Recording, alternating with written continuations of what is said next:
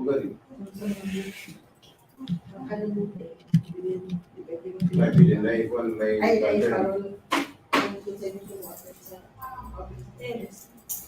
Kasi itong cellphone, kung hindi ko gaganon pa, hindi naman. Nakikita mo ba? Yan sa ano? Wala, hindi pwede. Hindi siya makikita. Yan, dapat ganyan siya. Ano yung tsura niya pagka ganyan? Sa Facebook.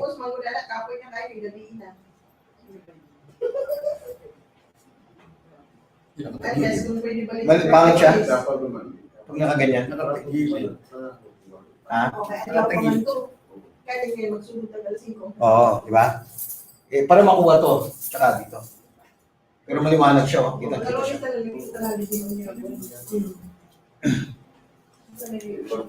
Liwanag ko pa, lalo siyang liwanag. Galing mo, liwanag.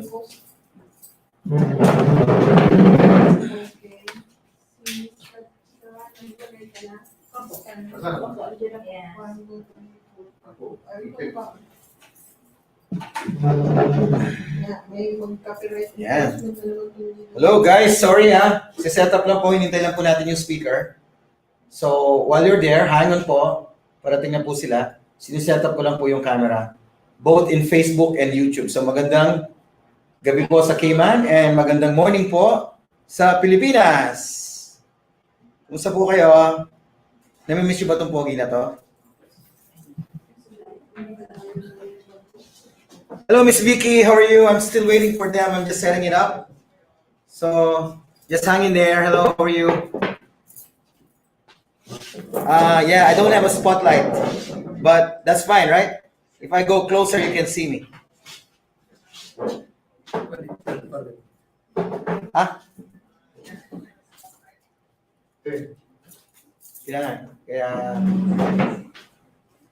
Kasi nga, ano, yeah. So, mali siya. Kasi hindi na mababasa yung mga, ano. So, kailangan ko siya itayo first. So, pwede ba natin gusto ng konti dito to? Bukas na mahirap talaga bukas. Hindi, sabihin, ano. Kaya nga, kung itatayo ko siya, look. Ganyan yan dapat eh. Ganun din. Yan ang tama niyan, Tima.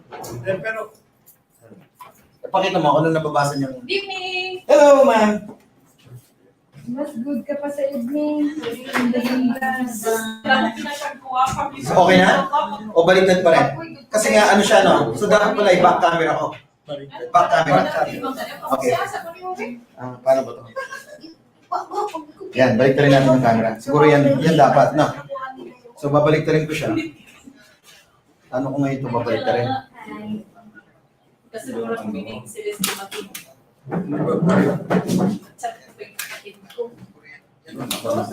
Okay na? First. Ay! Ha? Hindi, tingnan mo ulit. Kanina pa yan. Delete lang. yan, tama yan. Nababasa na ng maayos. Oh, very good. So, ano ba siya? Tama ba yung angle? Tama rin yung Pwede mo kasing Doon ilusot. lang siya malapit sa ano. Pero kung ito na konti, Ha? ay, hindi siya problema. Ano lang? Tama pa rin. Hindi na ka ikaw rin just Okay na yan. Oh, sige. Good evening. Good evening po. Good evening. Sino to? Hello guys. Good evening. Wait for it. We're just waiting for the speaker. So hang in there guys. Hang in there. Let's wait for them. Huwag tayo umupo dyan, madam. Dito tayo mga magaganda.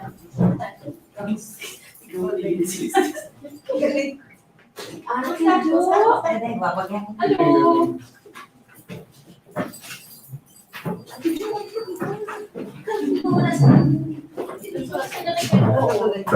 Ako, naka-live po. We're on live right Konti now. ilaw mo. Ha? Bablock. Ang gagawin ko? Asumla yung ilaw. Okay. Guys, habang mag-iba tayo mag-isa, just a reminder, may speaker tayo pag may nagsasalita, please. Isa lang ang magsasalita. May time tayo for questions and answers. Okay? Tsaka yung murmuring marinig kasi nakakulog tayo. And then, remember this is sponsored by Cancer Society. Normally, Cancer Society is asking donation. Although they said that they can provide the meal. I mean, Ang gagawin natin, magagawa tayo ng offering. hindi naman. I'm saying is, you know, Pwede ba dito na lang? that, yeah, I see. That's why I said, dapat Kasi, ganun. madidistract yung That's right. Parang ginanginan ko sa inyo. Ako. Ikaw rin siya. More than a Now, how can we love Kasi this? pusita. Saan may love natin to? Ikaw ganun yung pisto nila. Hindi, ang police din sa... Kailangan may magsabi sa kanila. So, yeah, guys, hello, magandang umaga. Ay, magandang umaga po sa Pilipinas.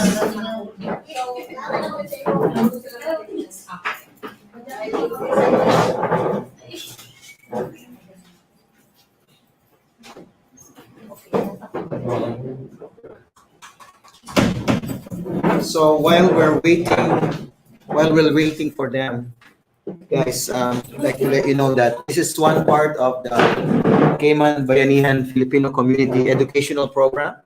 Part of the objective of this organization is to provide info, right? Spreading the right information to all Filipinos here in Grand Cayman. And there will be some other seminars other than this, other than cancer. We can also provide you seminars on OWA and meron pa pala doon. Seminars on OWA and illegal recruitment and everything that is sponsored by the what do you call that? Consul General of the Washington DC. Okay, so but this is just one of the program. But once the committee on legal is created and when our most beloved executive secretary finishes the appointment letter, we'll spearhead. Yan, susunod na yan. We'll spearhead the legal committee and the Ways and Means Committee so that we can push through it. And I'm glad this afternoon we were able to go to Lion Center. Glad to see the place, and it's a very challenging place. Birds. Oh my God. Laki. Ganda, no? Yes, it's nice. Really nice. I'm excited actually. So it perks me up actually. It's challenging. Grabe. So I want to see you guys there. Na mga nasa Cayman po. So I want to see you there on December 27. If you want to volunteer, just come over and look for some officers and members of the Cayman Bayanihan Filipino community. Next week we'll start distributing the raffle tickets, and this week we're gonna try to complete the flyers and posters because the challenge is so huge. So remember, when the challenges escalates, teamwork needs to be bigger. All right? Pwede na pala dito sila. I invited her. Oh. And I'm happy to note that it's not yet 7, but look, there's a lot of people here already. Paano ko ba ikot to? Ikot ko ba? Ikot natin. Ikot po. Ito sa Facebook. Ayan po sila. Ayan po sila. Naku, paano ba to?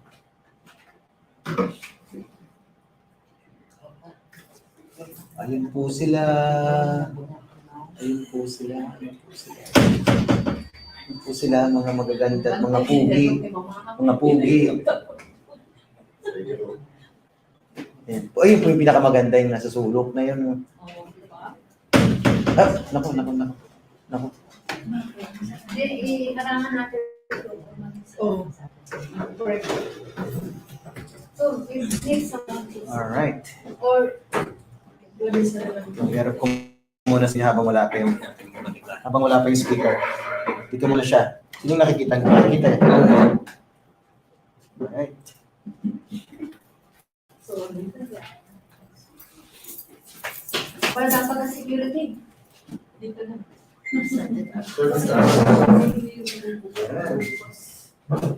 Arms lang.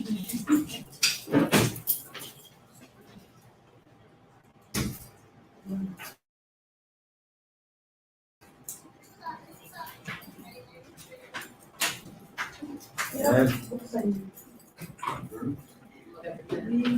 nila nabubuksan kung magkano yung isa. Ano din?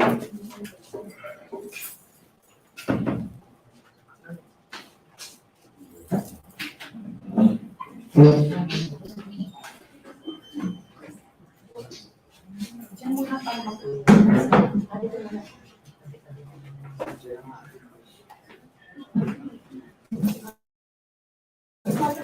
Pasok ka na.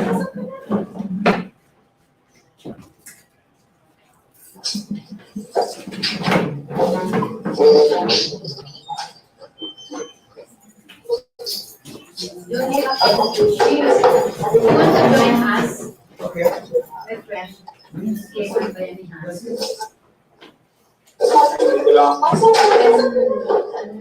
May sound pala yun.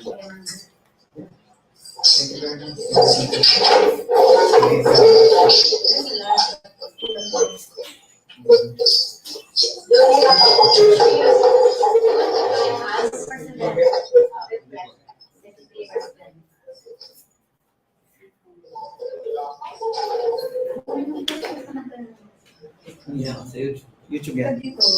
Ayan ang YouTube? Ah, okay. Unfortunately, wala tayong spotlight eh. Hindi malagay. Ha? Ano po yan? Hindi klaro. Nakano po? Silhouette. Ayun.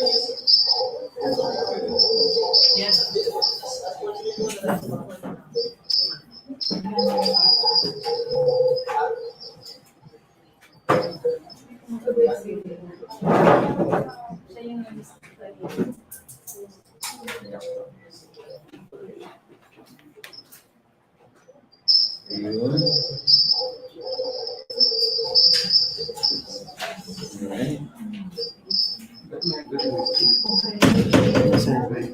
Yes, sir.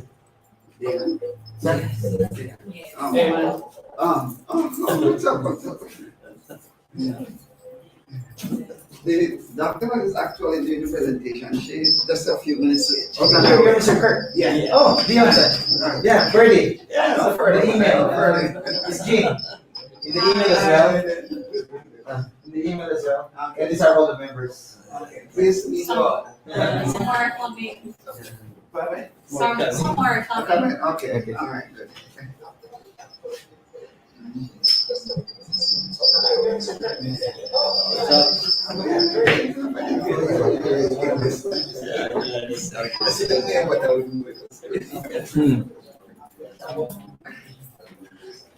Because I should go watch it. Okay.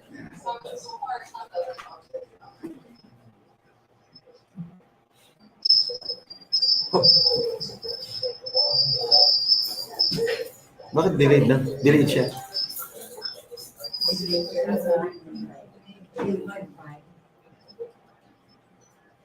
Sayang wala tayong spotlight. Yung mga cellphone na.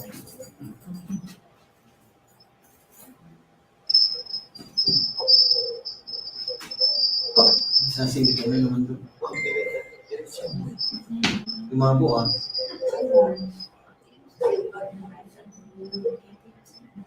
Labo siya. Sayang wala tayong spotlight. Labo yun doon. Kasi yung nakikita sa Pilipinas. Oo, makina na. Ah? Sayang. So, huwag na lang natin pakita yung tao na lang. Pwede mo na. Sayang wala tayong spotlight. Kasi yung nakikita sa Pilipinas.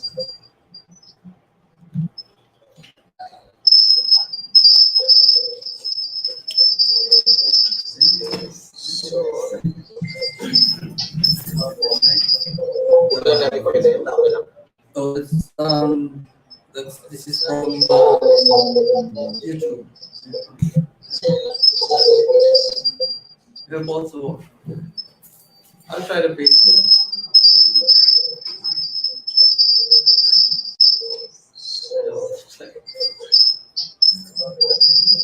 Huwag na natin pakita yung tao na lang.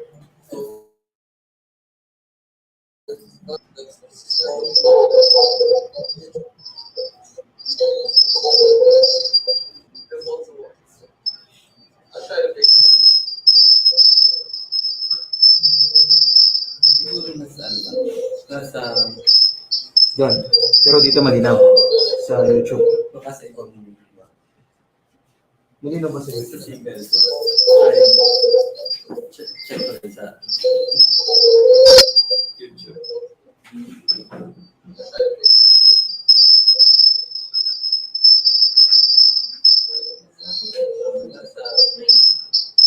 Pero dito malinaw.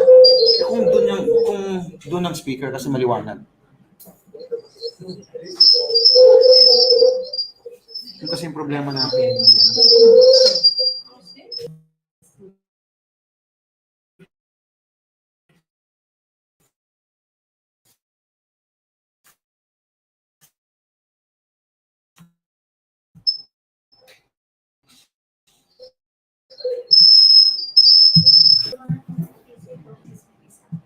Ano? Upwards. Paano kaya?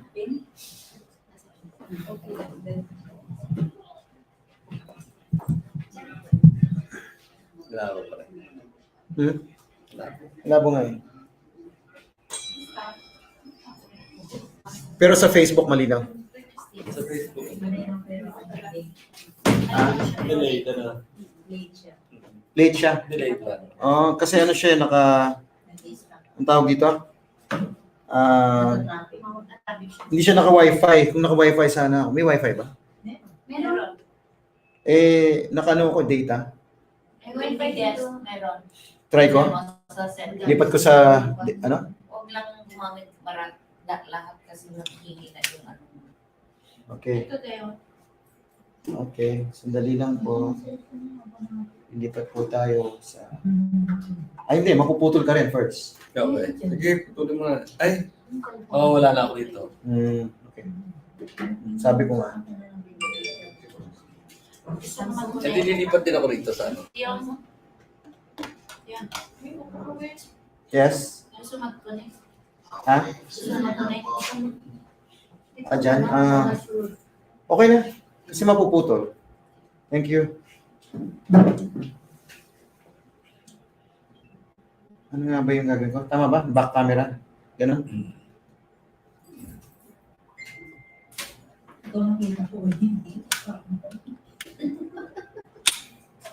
Pwede rin namang sabay eh. Problema, malabo. Pwede kong isdagdag dito. Ito lang may na oh. Tingnan ko muna yung... Kita na yung buong sa ilong.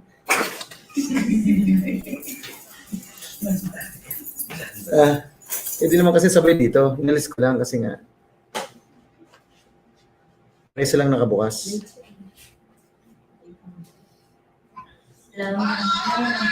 Dito na ako. Dali na kayo.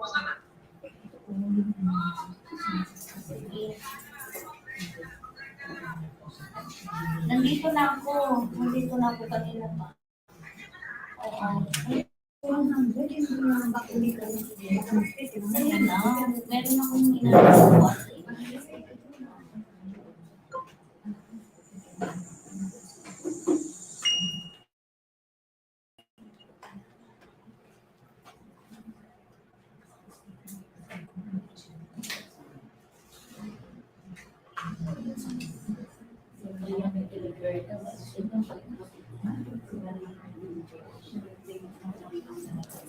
So, lilipat ko siya.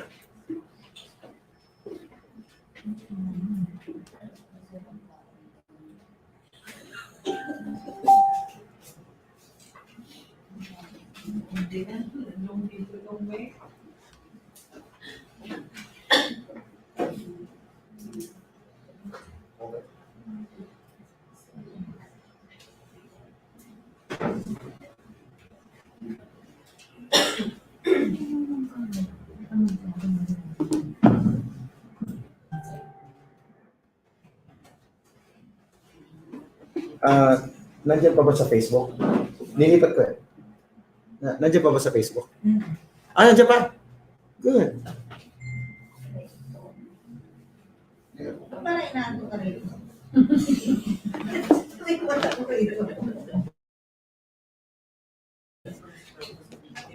Nakatira ng dalang puno eh. Hindi na nagkagahan mo. Buka-buka mo na ba kasi ang mata mo? Sinikis pa nga lang. Hindi kasi gumamit ng salon eh. Siguro.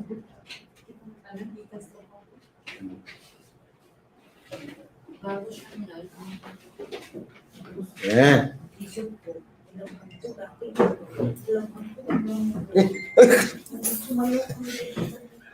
Kurt.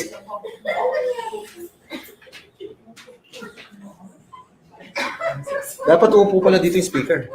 Ano siya tumayo? Umupo na lang.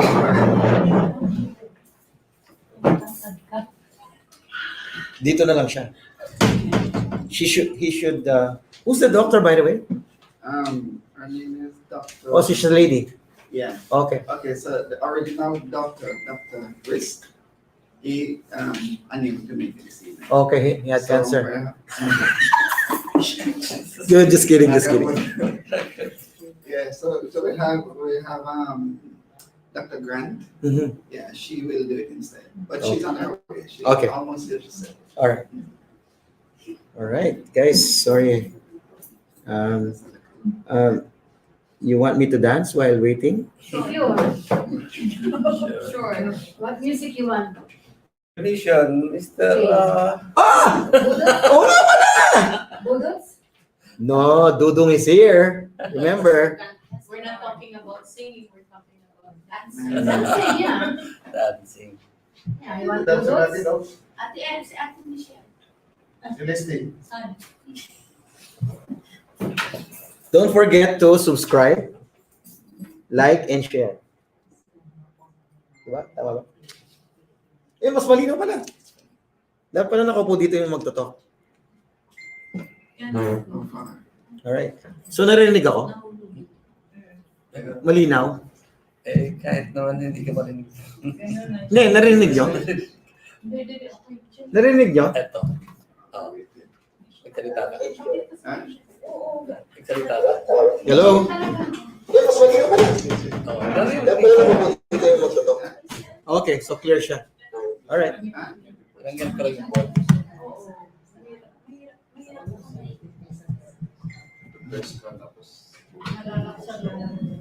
Ate D, once we started, we're gonna open the door.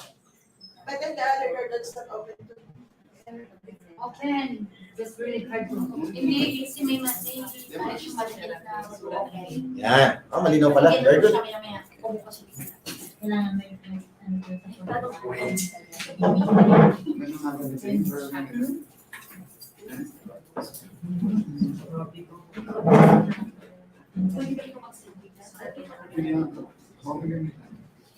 Dr. Grant. Siya lumangin. You will introduce her. Okay. Let me. May sakit siya. Yeah. Yung tumatama. Ito. Hindi na siya nakaupo.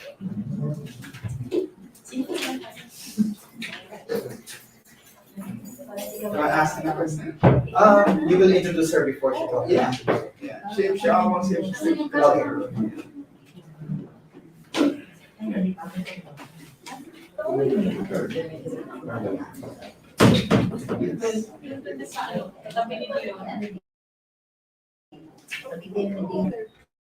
Opo, ito po kayo. Okay, sit down.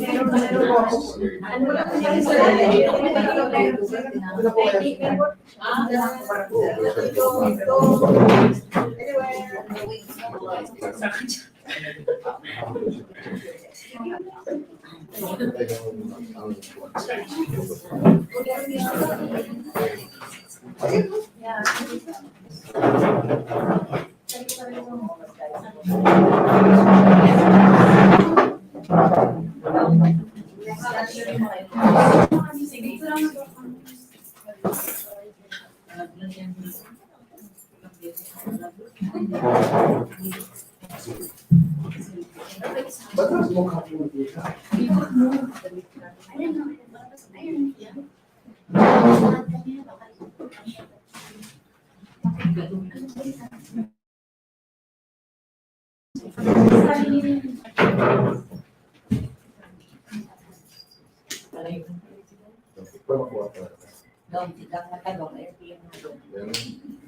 Okay, ready mo.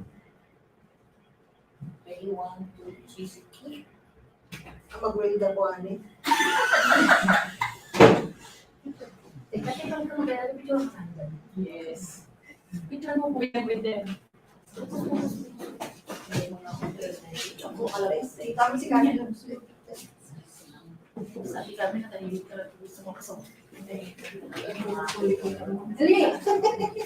Smile.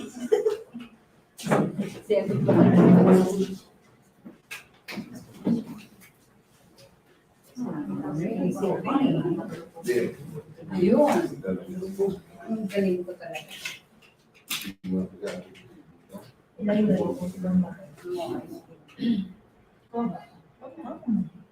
Ang galing ko pala to. Ang ganda niya. Okay. Kuha lahat.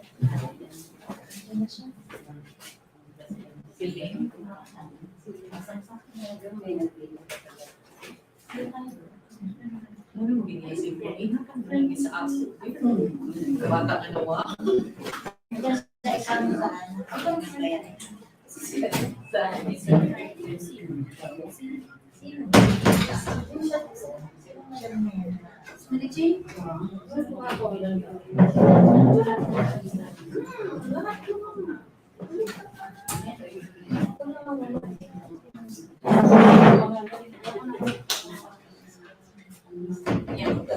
May nakarating ba tayo? Yes.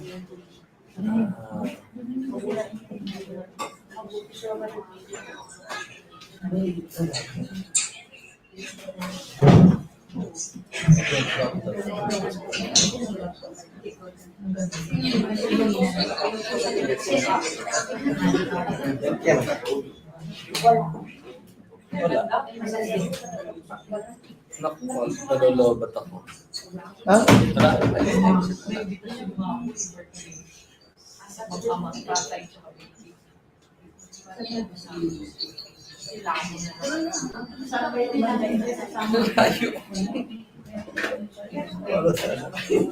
Ano yan?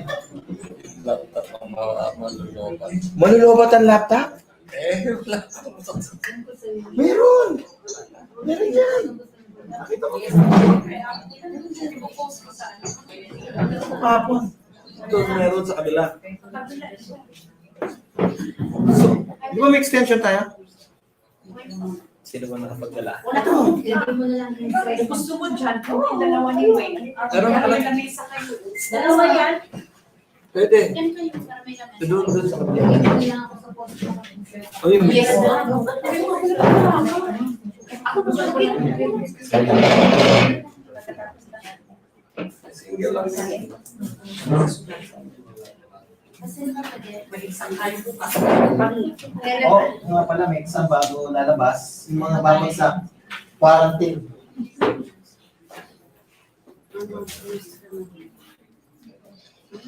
Hindi may pinipin po bago sa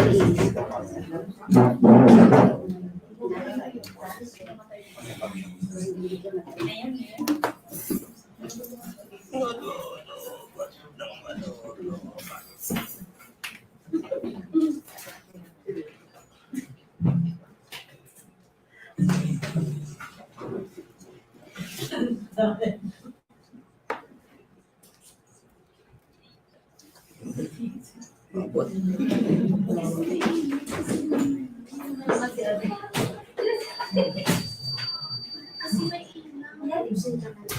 Bakit kasi nakalakyan? Nakakinilig. Ay, hindi na po siya ni. Kilit. Nakakasuko. Parang ka namang ano. Alam mo. Nakakuha na ako niya. Hindi mo siya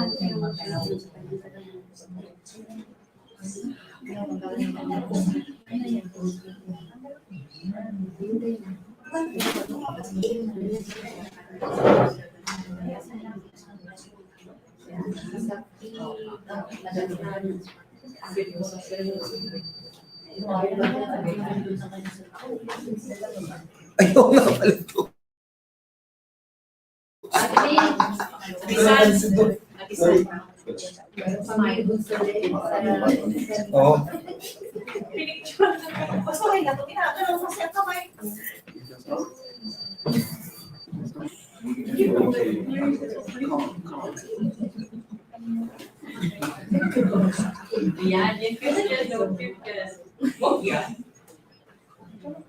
Hindi tayo ingay, ingay na tayo.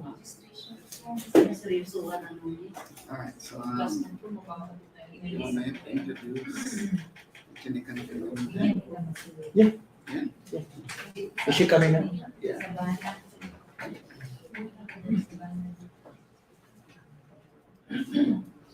Okay, good night again. You can stand there so that you can see the camera. Oh, there she is now. Um, May we request on the phones, please? Mhm. Yes.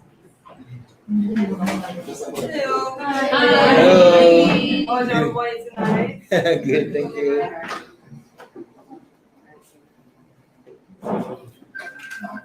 Don't try presentation. Yeah. All right, she'll do the honors. Okay, Ma'am? well, thank you for waiting patiently. All right, so I'm Dr. Grant Davis. I'm an obstetrician and gynecologist, and I've been given the honor to talk to you a little bit about prevention of cancer. All right, because I'm an obstetrician, it's really geared to gynecology of cancer, so I'm going to go into it as you know. But any questions you can always ask me as I go along. All right, so a little bit about myself, right? All right, so I'm from Jamaica, the lovely island of Jamaica. Yeah. And what's good about my island is that it's a multicultural island. So we have a lot of persons who are from Philippines and Burma. So I'm familiar with the pathologies that usually happen. All right. And what else do you want to know about me? I've been here. I'm fairly new to the island, but I've been so welcomed, especially from you guys. Right? So it's been wonderful. So far, so good. Yeah. All right, so I'm going to try to make that brief as possible because I'm sure. Iko-close sa kanila. Huh? Alin? Okay. Mr. Donald wants me to see which clinic I'm working Bakit siya with. So I'm presently working with Ah, Royal Medical. All right. I won't say former clinics. Alright, so the other thing that I wanted to let you know too is that I guess Mr. Donald would have told me that I'm not the original presenter, so disclaimer. So take that into consideration. But I couldn't miss out on the opportunity to Kahit ako be na. here. Alright? This is the laptop actually. Okay, alright. Sorry. Alright, so let's see. You want me to do the clicking later? Oh, you don't have a thing to click? No. Oh no, we don't. I'll just follow it. I'll just go next one. Oh, so Ako na you would magpipinda. be like- Sige, ako na magpipinda. Alright, so proceed. Kasi ko na. Tanggal.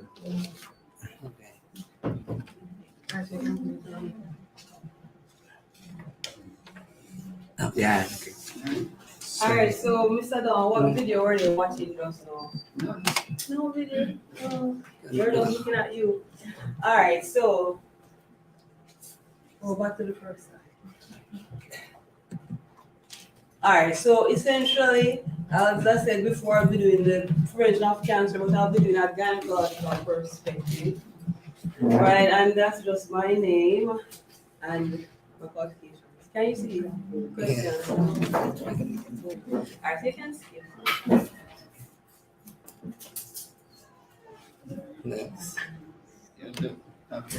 Alright, so essentially the objectives for this talk is that at the end of it, you should be able to understand what I mean by gynecological cancer. Yes, you are not a medical person, but knowledge is everywhere. So you should at least know when your doctor is talking to you what they mean by that.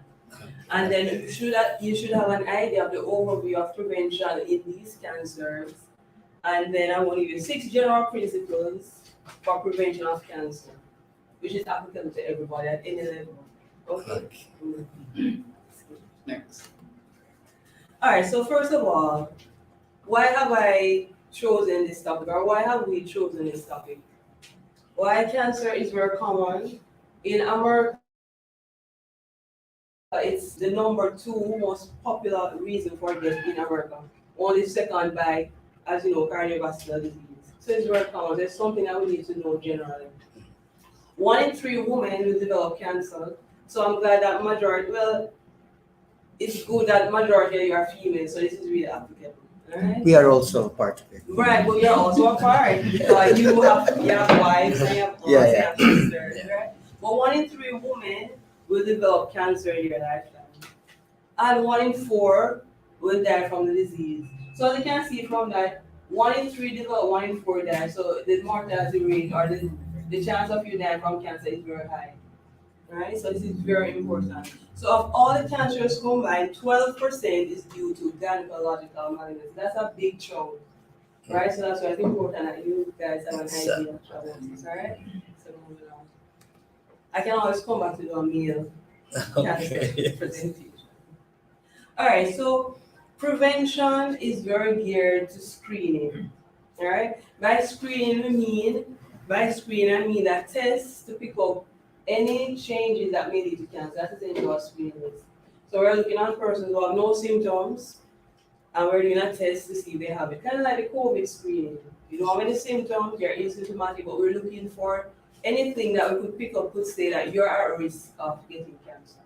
So for cancer prevention, very, very, very closely linked to screening, especially in gynecological cancers. Right. The other thing that's important is that 1/3 of cancers are preventable. That's a big chunk, preventable by lifestyle changes. So I'm going to point out that in the last part of the segment. So it's very important, this topic. All right, so remember, well, PG-13, Okay. right? So remember I said I want you to have an idea of what gynecological cancers are. You've heard that word before, right? Gynecological.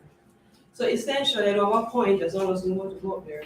So when I speak of gynecological cancer, I mean all the cancers that can occur in the female organs. So these are your female organs, right? So we talk about the ovaries, your tubes, the womb, which is made of the uterus and the cervix. So those are your gynecological cancers that we look at. The reason why I'm focusing on the 3 main ones, which are ovary, endometrial or inside the womb, and cervix, because those are the ones that become cancer, right? So you can have malignancy and you can have cancer, right? So you probably heard those terms used before, malignant and cancer. So the difference between malignancy and cancer, the cancer, it will spread, so it's more aggressive, right? So if you have like a mole on your skin, you call it a tumor or malignancy, but it won't spread. You understand? It's just a tumor. It's an abnormal growth, but it won't spread. Right? So the 3 ones we focus on is the ovary, the endometrial or the endometrial lining, and the cervix. So you remember 3 things because they can spread, they're aggressive, and they're associated with more deaths. Right?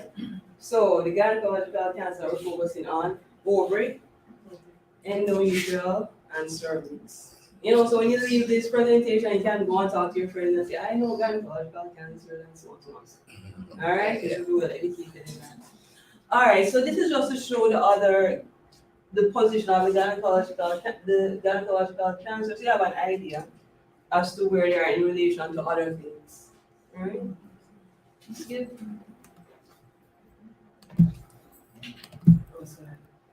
Alright, so this is cervical cancer, right? So before the cervix is affected, it looks smooth with no pathology, and then this is the cancer itself. So the reason why I start with the picture is for you to see that if you have cancer, it's not hidden, it's easily felt when you examine it. So that's what cervical, starting of cervical cancer is like. Alright, I'll do a lot of focus on cervical cancer. The reason being, of the 3, this is the only preventable one. This is the only one that can actually prevent. It's one of the few cancers in the world that is preventable. Alright, so it's very important, and we are lucky that we have a cervix that we can easily see and screen. Men are not that lucky.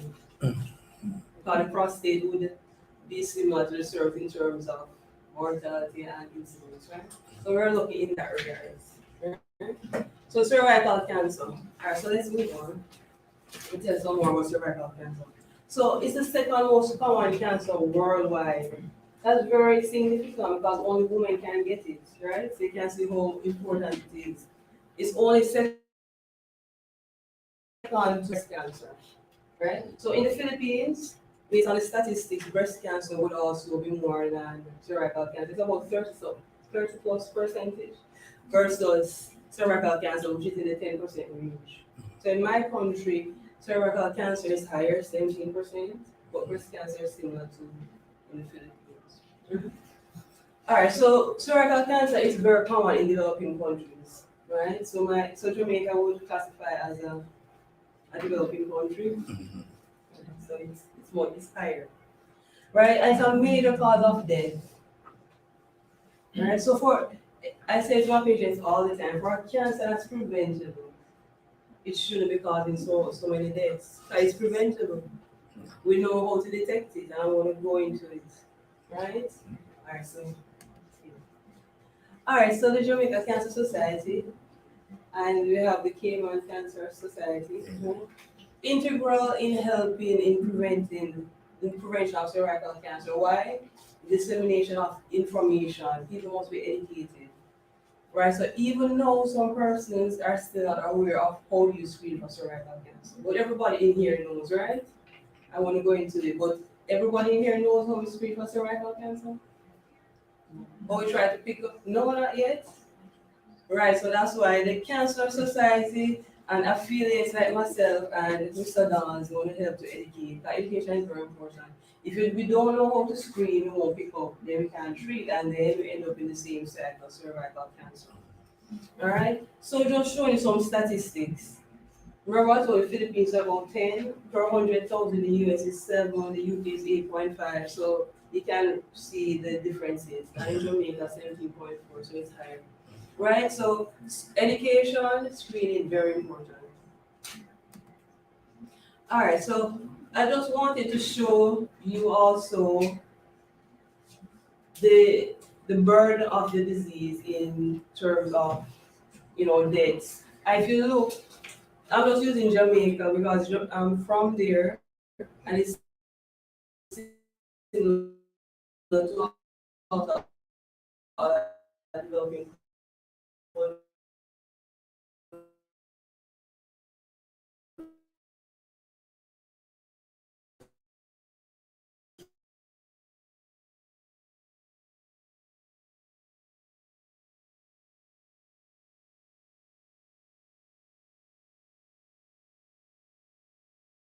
There. So you see the significance. I mean, it's not strange. It's not in the 80s. Jamaica is down as well. But this is just for this one I wanted to show you. Right, so that's the significance of screening and education. Without anything else, just screening, education, and that puts a great dent in the prevention of cancers.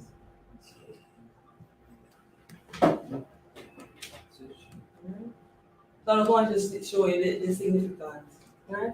And in terms of the new cases, just a general idea. In the Caribbean, again, pointing out the mortality. If we have 4,700 cases, basically 50% dead, if you look at the numbers, 4,000, 2,000. And worldwide is similar.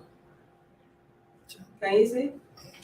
All right, so the burden is definitely there. So it's something that we really need to work on. Not just in the Philippines, in Cayman, in Jamaica, worldwide.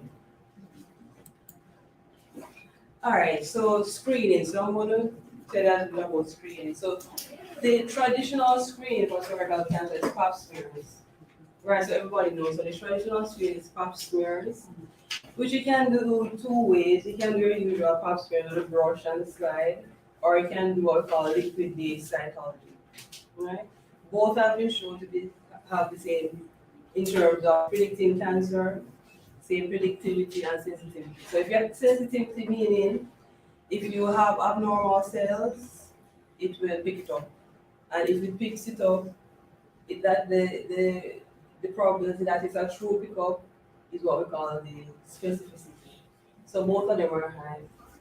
All right. So the other thing that I want to point out about the screening is that this has been around since the 1940s. And then you must think to yourself, after 100 years, after several decades, it's still around. Why is it still around? Because it's good, right? There's nothing else yet to supersede it, but there are some other things that are coming on, right? So essentially, what is it saying is that we take cells from the back of the vagina. That's what this word means. The back of the vagina, right? So essentially, we would open up and take cells from the back of the vagina near to the cervix. Alright? Basically, the cervix is the neck of your womb. How do you say that in Philippines, the neck of the womb? Because sometimes the translation in English may be different. But you know what I mean by the cervix? It's the same. Oh, it's the same. It's the same. Right, so it's from the back of the vagina or the cervix, that's where the cells come from. So that's why a lot of people, they're afraid to do a pap smear because they've heard horrible stories that it's painful. Has anybody heard that? No, it's not. Speaking from experience.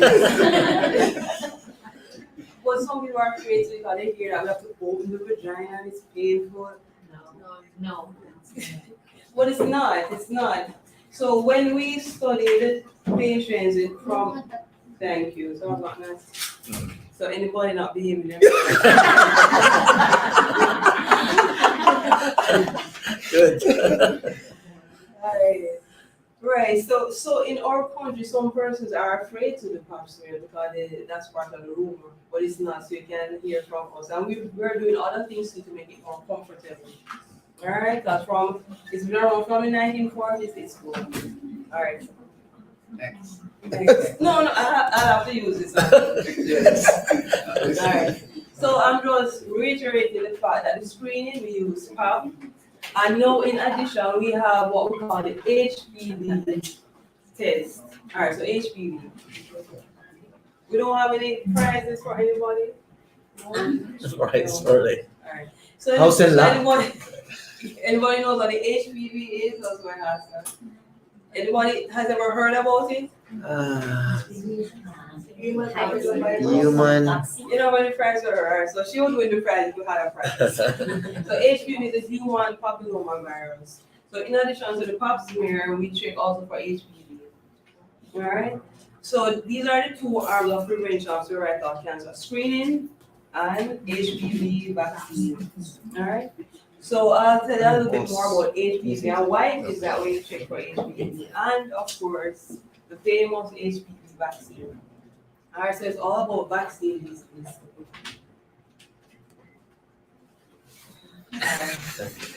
Alright, so remember I showed you the first picture of the cervical cancer? Alright, so this is what a near normal cervix looks like. Alright? So you see smooth, more blood vessels, and you don't have that big lesion.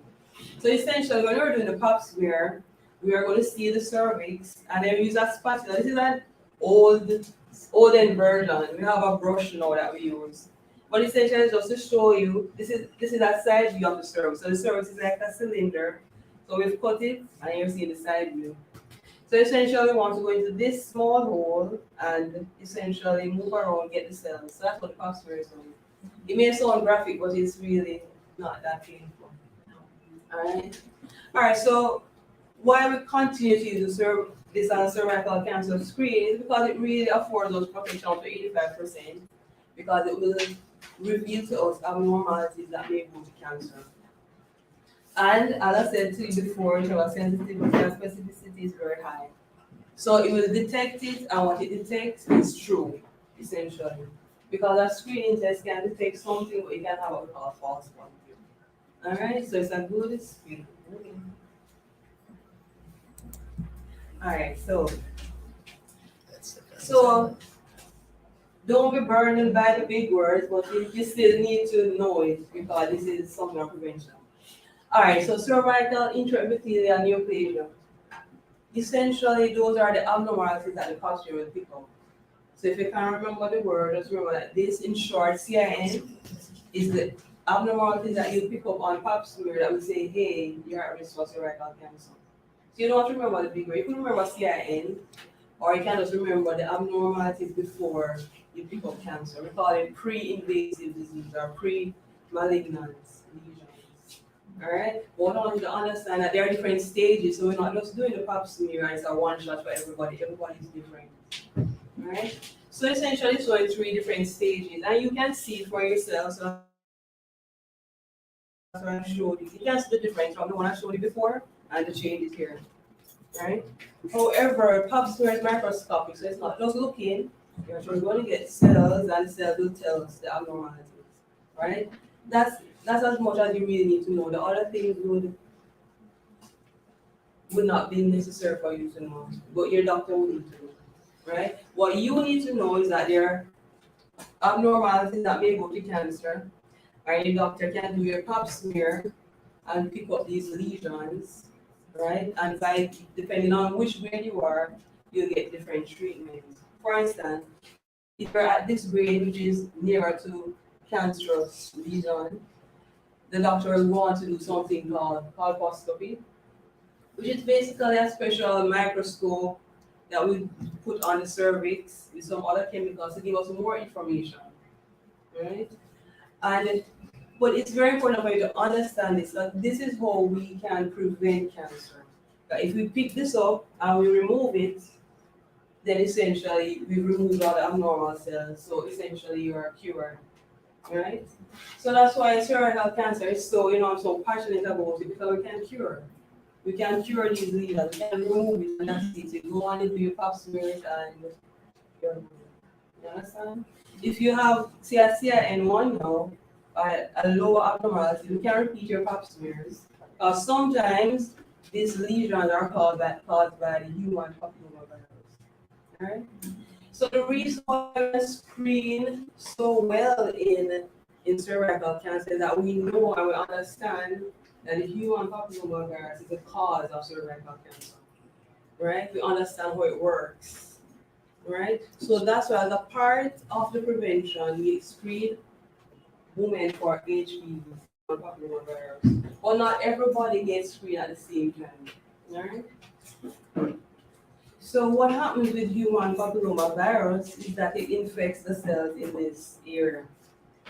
Younger women, especially women below 30, they're able to sometimes clear the virus.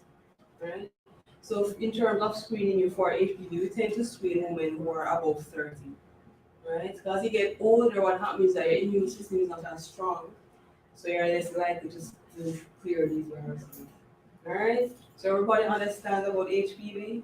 Any questions? No? Later. Alright, so we can move on. So you understand that there are pre-malignant lesions or abnormalities then in the cervix that we can pick up on pap smear that can go to cancer depending on the stage which is not treated. What is the normal age? Or for pap smear? Like that it has a little bit of a, like Okay. 40 years old, 50 years old? No. Alright, so in terms of screening is based on international standards. So we screen from 21, Oh, right? And then depending on if your HPV is negative or positive, the frequency of screening will change, right? So at 30, say if we've done your HPV screen and it's positive and the pap smear is abnormal, then you'll be screening more frequently, right? Okay. After colposcopy. But I think what you want to know is when you start to do your pap smear 21. yeah. 21 essentially. In our country, we use a lower number because as you can see, our incidence is higher. So in Jamaica, we use 18. We use 18, right? And then for some people who have certain risk factors, we sometimes use a lower number, up to 16, right? But internationally, 21. All right, so 21. I will check. Yes. What is the cause usually for having cervical cancer? The cause? Yeah, usually cause. Oh, the cause. All right. Right. So that's what we were saying. So HPV is what is the cause of cervical cancer. So unlike other cancers, we sometimes we're not really sure what the cause. Okay, Oh, you want to the question? let me just interject 1 second. HPV is a sexually transmitted disease. You only get it from having sex. So to answer your question. No, sex.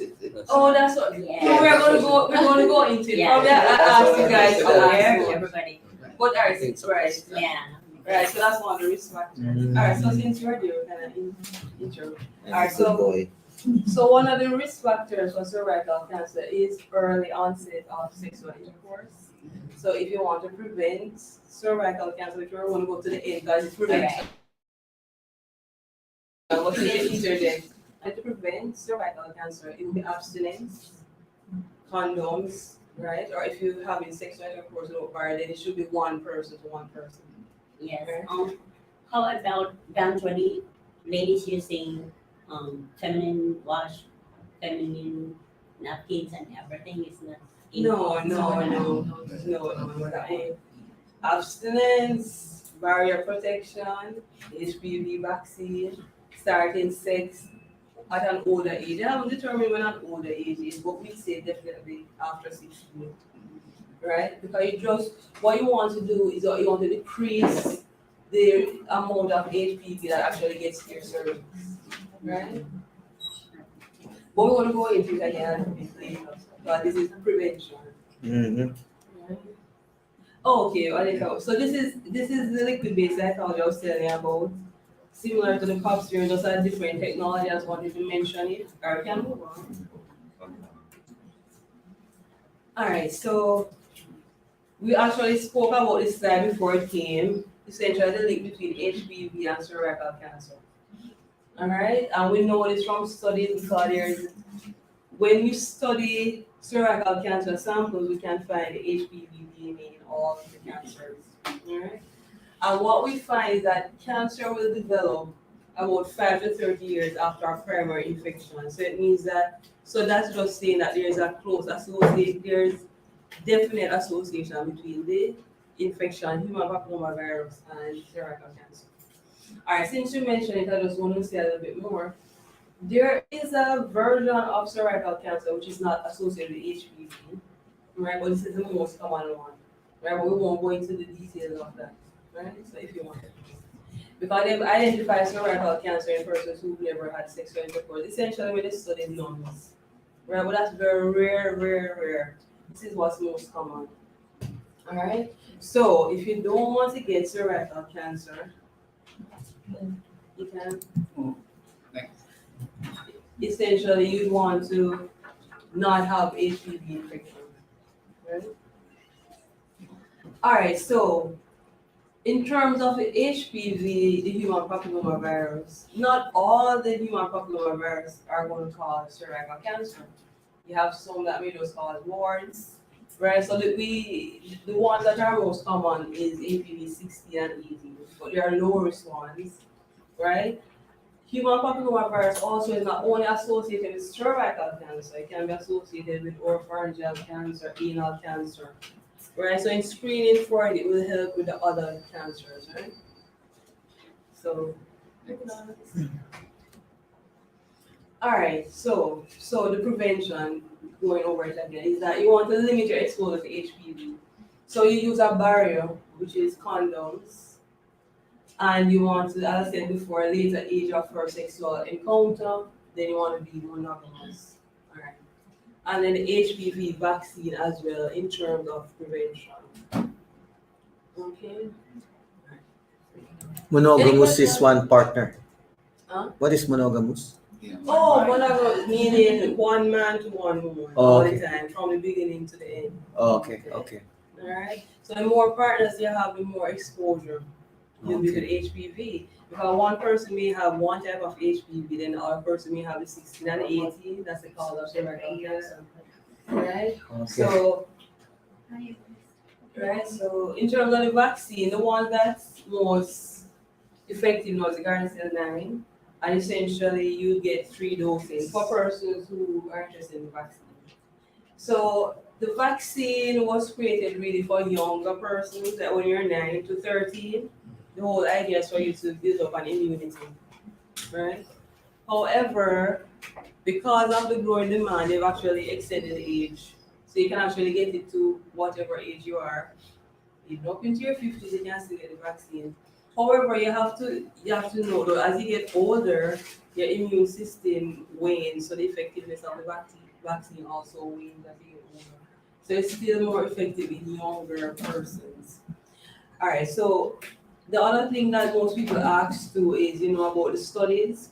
So the study that we would look at is the Australian study. Right? In Australia, what they do is that they give the vaccine to school-age children. They actually give it to females and males, right? But that's a whole different presentation. We give it to females and males, essentially. And what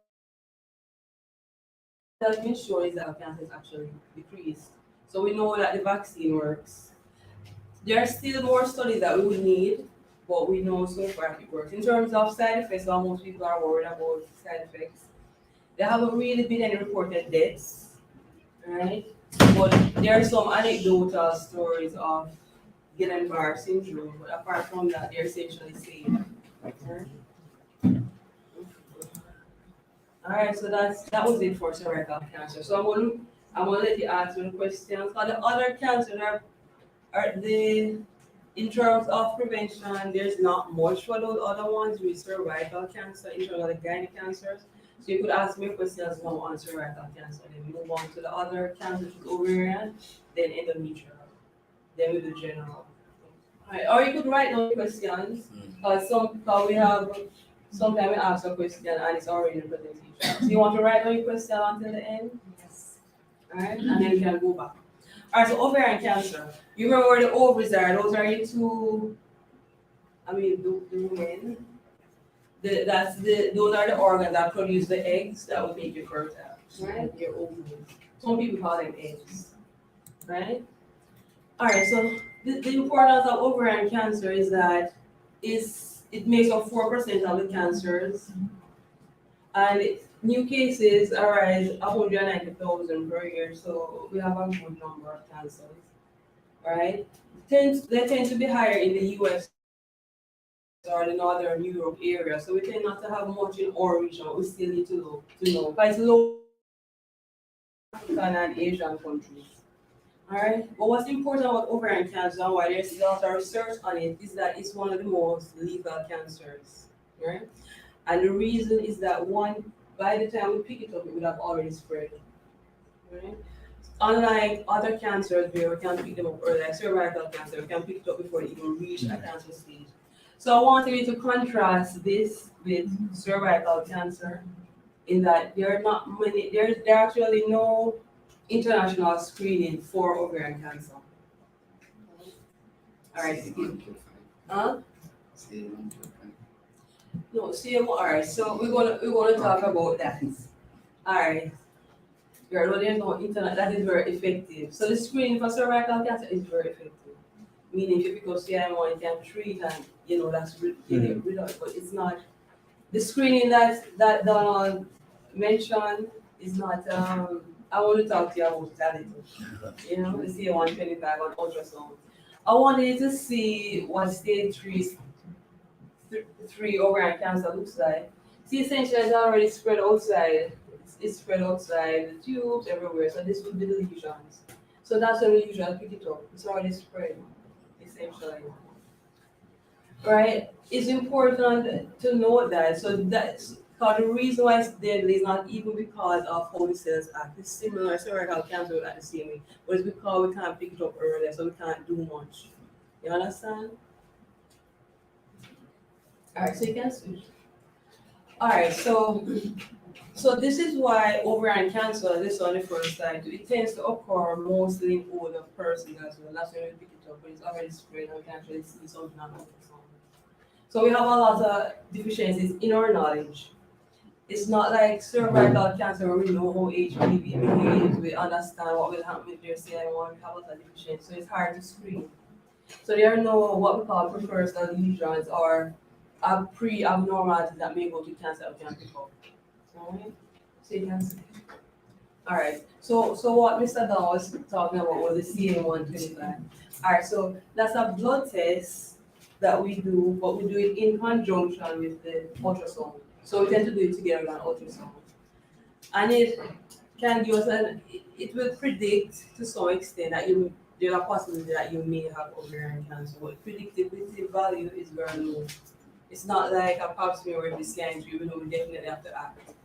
We are often in limbo, should we do this or should we do that? It's not definite. So in terms of ovarian cancer screening, they've been doing all the research to find something else that's more sensitive and specific. I mean, there are other tests that are on board. I guess you know about the OVA1 and the human epididymis protein. But regardless of all the things that they've come up with, it's not as sensitive as Pap-smear, but it exists for you to know, right? If you're a high risk, if you're a high risk for ovarian cancer, say you have a sister or a mother who has ovarian cancer, and say your BRCA, or you have another syndrome associated with ovarian cancer and breast cancer, then for those persons we screen early. So we offer the CA-125 ultrasound early, right? And we continuously screen. But in terms of prevention, we can't say with confidence that if you do the ultrasound today and everything is good, that you're not going to get cancer, right? If you have a cyst and it looks abnormal, right? But we also grade you based on the ultrasound. So say we do an ultrasound and the cysts are abnormal, you say 125 is high, then there's a score that we use to grade you, right? As a part of that score is also your age. So if you're menopause, then you're more at risk. You're more high risk. So if you're menopause and you're having large cysts and we score you, say 125 is high, then we recommend for you to have removal of the ovaries, removal of the tubes.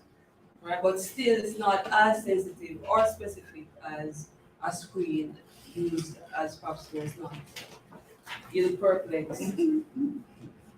Okay. Cool. Right, so these are the high risk groups John's referring to. These are just different syndromes. Hereditary syndromes tend to be very commonly associated with ovarian cancer. So for those persons, if your risk is high, then the screen works better, right? Than for somebody who's low risk. All right? Yes. All right. So in terms of prevention, there's not there in terms of prevention. What can you do? Because that's why you're here. You want to prevent ovarian cancer. All right. But I want you to realize that in terms of what you see on the internet, in terms of what herbs you can drink, and that would be I wouldn't work in that capacity. You'd get a herbal doctor for that. But for Western medicine, there's nothing that we know clearly that can prevent ovarian cancer. But we can look at the risk. We know that it's associated with family risk. Some persons who get hormone replacement, you're at risk for ovarian cancer. You're older, so if you're much older, we'll screen more using ultrasound and CA-125. The risk is there. There's also some unclear things re-talk, probably you've heard about it, and your diet. What is very unclear. But what we know for sure, though, is that people are obese and persons who have other conditions that will affect how the ovary works, they are at risk, right? So one thing you could do is maintain your BMI, make sure it's less than 24.9, right? So that's one you could do. What talc is? Talc is what you find in powder, like baby powder. So there was that time, probably, it depends on your age, and depends on culture as well. But there's a time when person used to use powder on the vagina. I don't know if you guys still do it. What person used it from baby stage to now, they powder the vagina. Yeah. So what they found is that they could actually find the talc in ovarian cancer. Oh my God. Right. So that's why they say it was unclear. But that's very important too for women, because whatever you use on the vagina essentially can end right up into the abdomen. Okay, ganun po yata nilinis yung anak ko. Right, so that's where that has come from. Alright? But in terms of the herbs, can't tell you about the herbs. Probably in the future. I will tell you about the herbs, alright? And then, so the two things that you can really work on is weight and of course smoking. Smoking is implicated in almost every cancer. Do we have smokers in here? You don't lift up your hand, you cannot bear it in mind. Another reason to stop smoking, right? And lose weight and exercise. We don't seem to have that issue here in this room. No. Alright, so moving on. Alright. Okay, and just, of course, ultrasound and say 125 in terms of screening. Alright, so next. So I can ask you some questions after. So this is the last one. Alright, so endometrial cancer. Alright, so remember the endometrial cancer I was showing in the first picture is the lining of the womb. Alright? The other thing I wanted to point out to you about these three types of gynecological cancer, the ovary, the endometrial, and the cervix. Cancers tend to occur when there is rapid turnover of cells. So the organs that are continuously being regenerated or active are the ones that are most likely affected. So the that as you'd imagine, because every month you have your period, the cervix changes, you get pregnant, it changes, the endometrium is being active every month, you shed it grows back. Right? The same thing with the ovaries, you're ovulating every month. Right? So the chances of some error or abnormality is highest in those organs. You understand? So same thing with endometrial cancer. Endometrial cancer, the one like ovarian cancer, is the opposite in that it tends to present early. It presents early, so the mortality rate and the outcome from the disease is much better. Essentially, it presents at stage 1, meaning it's just confined to the line of the womb. So it's curable. So most people present with it's curable. So there's really no screening for endometrial cancer. Right? There are some risk factors associated with it. So it can be familial, and again, weight and PCOS. PCOS is what we call polycystic ovarian syndrome. It's making headlines these days. Never heard about it? Alright, so PCOS is what most people call hormonal imbalance. So if your periods are irregular and everyone says hormonal imbalance, it's just code word for PCOS or polycystic ovarian syndrome. Right, but it's associated with endometrial cancer.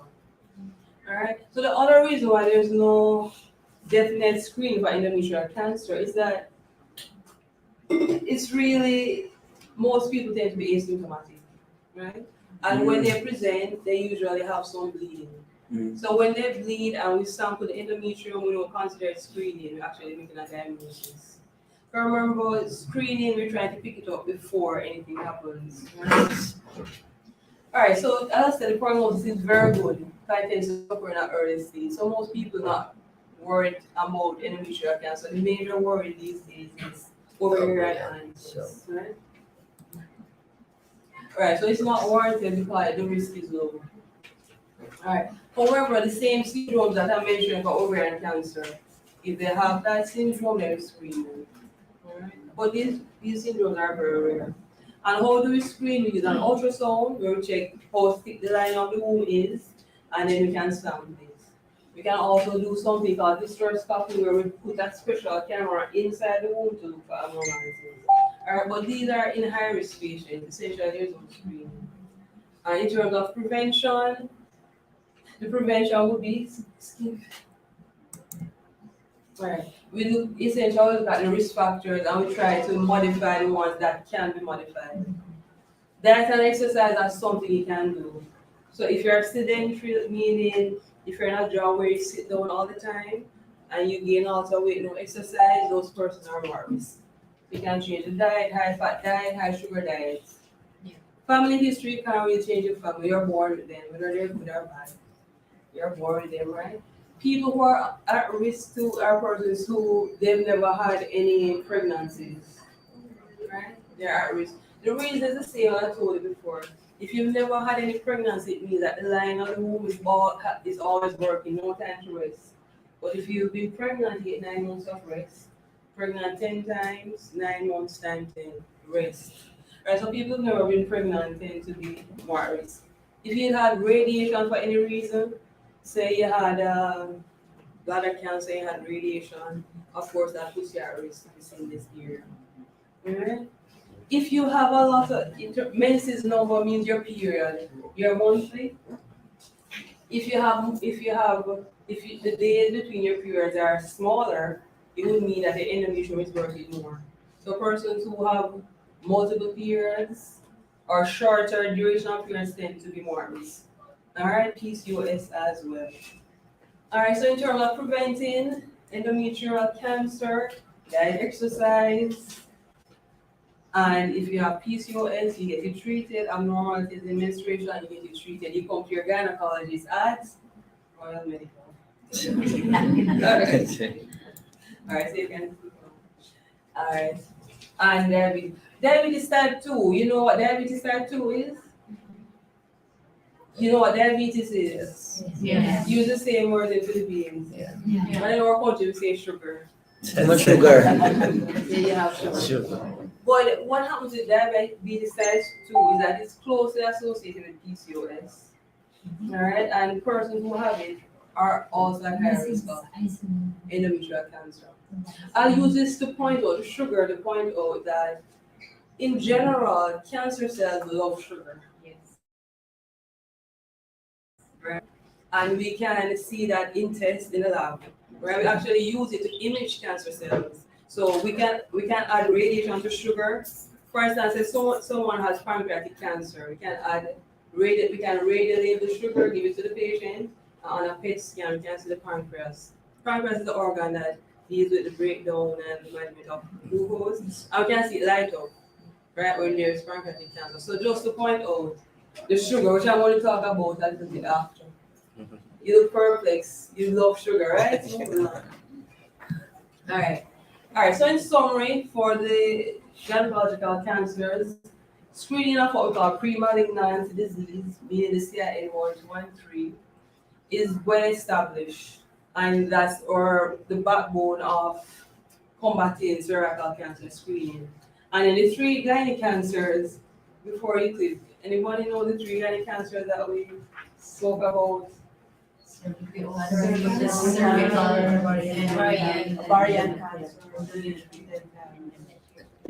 endometrial. Yeah, 100%. Alright, so you can see. Alright, so remember for cervical cancer, pap smear, HPV, and lifestyle, those are the things you want to focus on. The lifestyle heavily dependent on you. You have to go to your doctor so you can get things done. Ovarian screen, nothing yet well established. You can swipe. But if you're high risk, remember ultrasound and the blood test. You don't have to remember the name of the blood test, just that there's a blood test and ultrasound you can do if you're high risk. Right?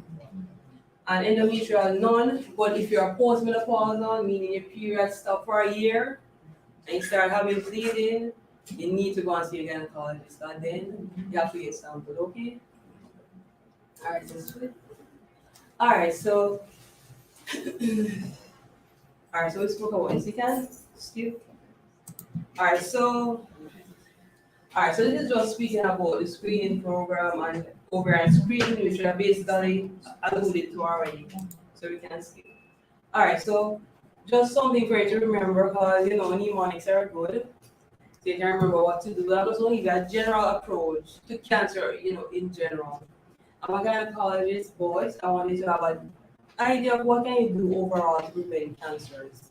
Because then you have to say to yourself, why is it that the number 2 cause of death in America is cancer? Number 1 is cardiovascular disease. Those 2 things actually are what we call lifestyle disease. So what has happened is that if you look at the history of medicine, that initially most people were dying from infection. Everybody infection. But now it has changed. We're living a good life, right? Or too much of the good life. And essentially that's why we're having all these diseases, right?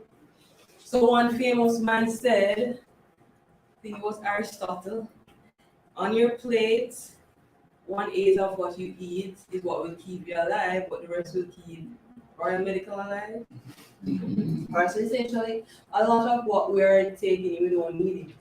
And we are actually suffering from malnutrition in a lot of ways. Malnutrition, not that we are deficient, but we have too much. Right, so it's excess. So based on the World Cancer Research Fund International, you can Google them as well. They have essentially 6 recommendations, which I just put in this nice mnemonic so you remember. It says be well.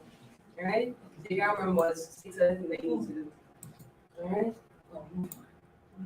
Alright, so B, what are the 6 measures?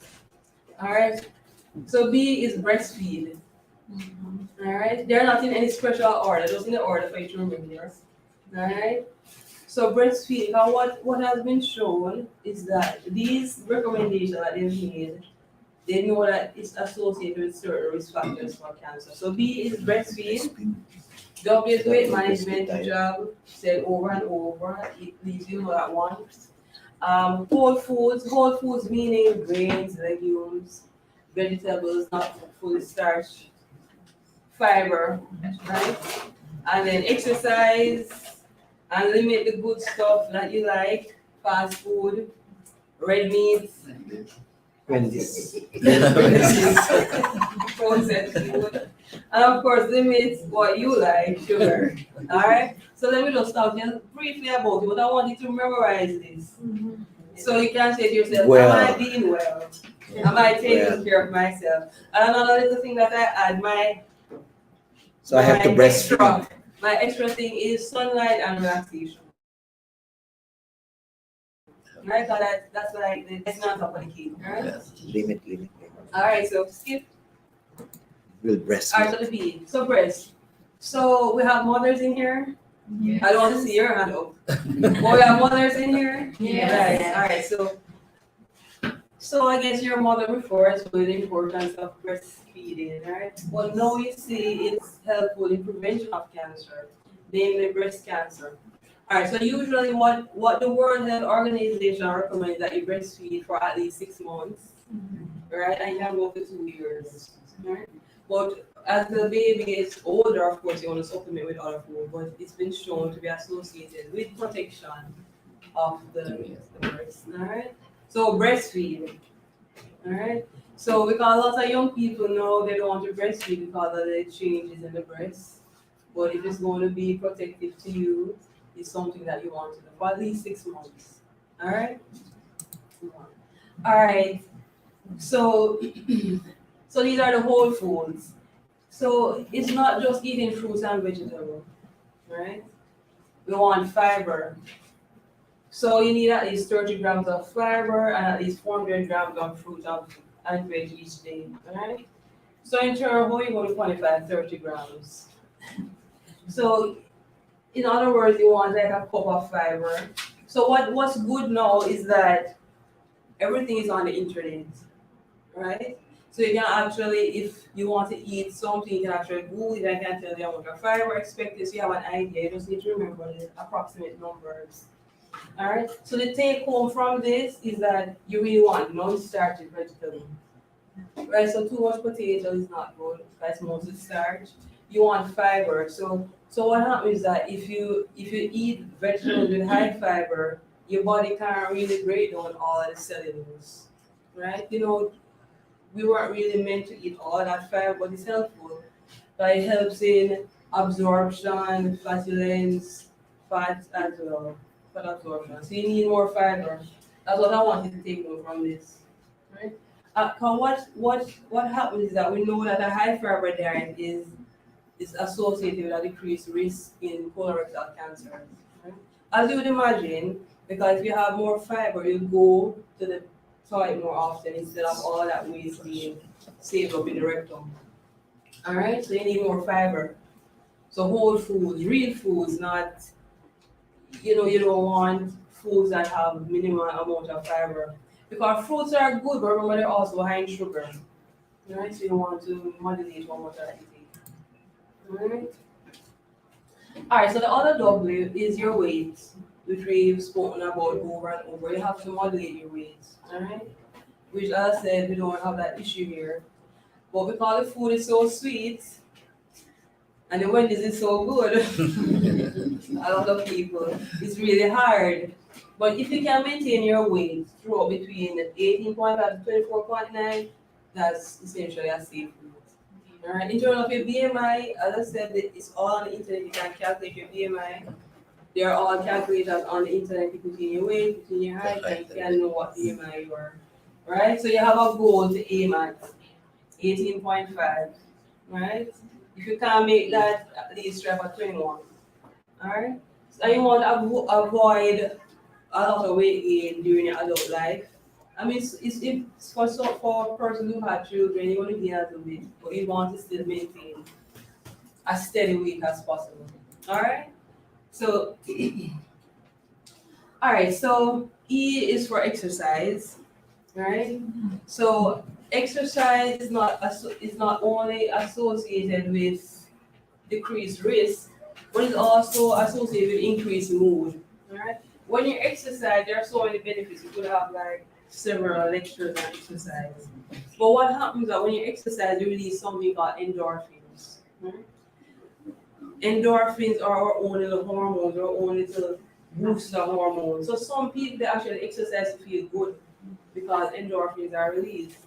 Right? So it's a natural mood stimulator. So less exercise, your mood can actually become depressed, and that leads to a certain type of eating, and then it's a cycle. Right? So exercise is very good.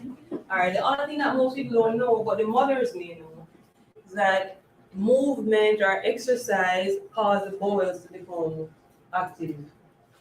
Mothers would know that if your baby is constipated, sometimes you move the legs around. It's an old thing, old folks. That gets their bowel to become more active. So the same thing, if your sedentary bowel activity goes down, you get more constipated, hemorrhoids, and it's a cycle. So there are so many things I will tell you about exercise, but just to point out, you need at least 150 minutes moderate exercise or 75 minutes of vigorous exercise a week. So that's doable. So I think, how many minutes do you spend watching your favorite Netflix series? Is Netflix a thing for you guys? But you spend a lot of time. Yeah. You just have to sweat with exercise. Yeah, Queen's All right. Gambit. Alright, so the other thing, if you're exercising and you're happily singing or talking, it means you're not really exercising. You're not putting any strain on your heart. Your heartbeat should increase by at least 10 beats. You should feel your heart beating. You should be sweating. Right? Because some people exercise, but they're just walking. It wouldn't really qualify. Right? Their heartbeat should increase by at least 10 beats. Alright, so moving on. So that's how you know you're exercising, right? Alright, so you want to limit red meat consumption. So the recommendations that you should have about 12 to 18 ounces. So 8 ounces is like a cup to give you an idea. So this is about 2.5 cups essentially. And a cup is like about, the small styrofoam cups. Yeah, to give you an idea how much you're overeating, right? Because most people go well over that. Alright, so very little if any processed meat. I'm sure Wendy would kick us out if we said that. But yeah, because what with the processed meat is that a lot of preservatives have to be added to the meat. Now what happens is that the preservatives are what we call carcinogens. Right? It's in a low dose, right? We're not able to study that in humans, but we know that they are carcinogens, so there's a possibility that they can lead to cancer. Carcinogens mean they are associated with cancers. Right? But the doses that they put is still low, if you understand, but it's still there. Alright? Alright, so this is just other things that you should limit. High fat, high sugar tend to be associated with an increase of cancer.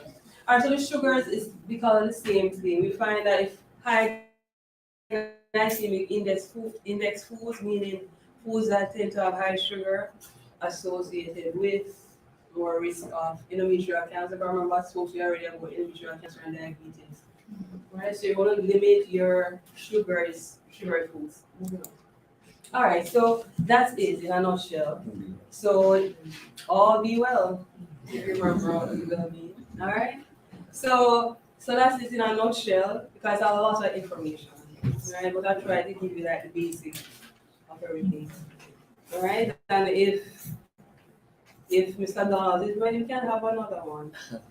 Special request. Yeah, Alright. they want to. All right, so I see she has a long list of questions, so let's go with her. All right, so you can go ahead. All right. For the cervix, is there any harm for using feminine wash? Or you didn't answer that already? Panty liners, if you use those every day. Okay, all right, let's go back to the. Can you find the picture with the gynae? There are not that many pictures. No, put it in this one. Go back to this one. Oh, All right, so- X-rated. Oh, alright, so feminine wash. So a lot of women ask about the feminine wash. Alright, so from a research standpoint, we haven't done any researches to say, feminine wash is going to harm you or if it's going to cause any illnesses. It's not going to cause cervical cancer for sure, but we know what causes cervical cancer is human papillomavirus. However, the issue with the washes is that this is your gynae structure. Remember what I told you about the talc and where it reached? If we're using the washes, there is a risk that we can push all these bacteria down here up. Right? So that's the risk with the washes. And also there are chemicals that's in the washes, right? And we don't know what chemicals may cause some abnormalities here, because we haven't studied all of them. So that's the issue with the washes. Right? However, suffice it to say, there have some washes that we have been tested, have been formulated for the vagina, like the Fem wash, right? But the douches, we don't recommend those, right? And essentially what the pH washes are trying to do, and it's usually for people who have something called bacterial vaginosis, discharges, is just trying to rebalance the vagina. Alright? That answers your question? pH. The pH balance. Okay, how about the panel liners? Alright, so the panty liners. Alright, so if you look again at the vagina was not really meant to be bottomed up. That's what it was doing. So the panty liners, what the panty liners do, they cause two issues. One, they keep, if you have a discharge, they keep it close to the vagina all the time. And then the plastic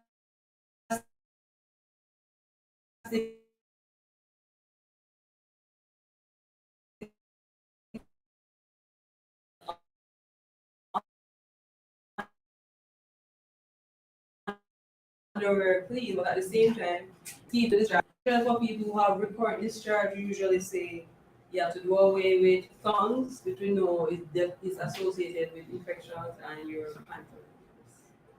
Alright? That's why we continue to change the environment around the vagina.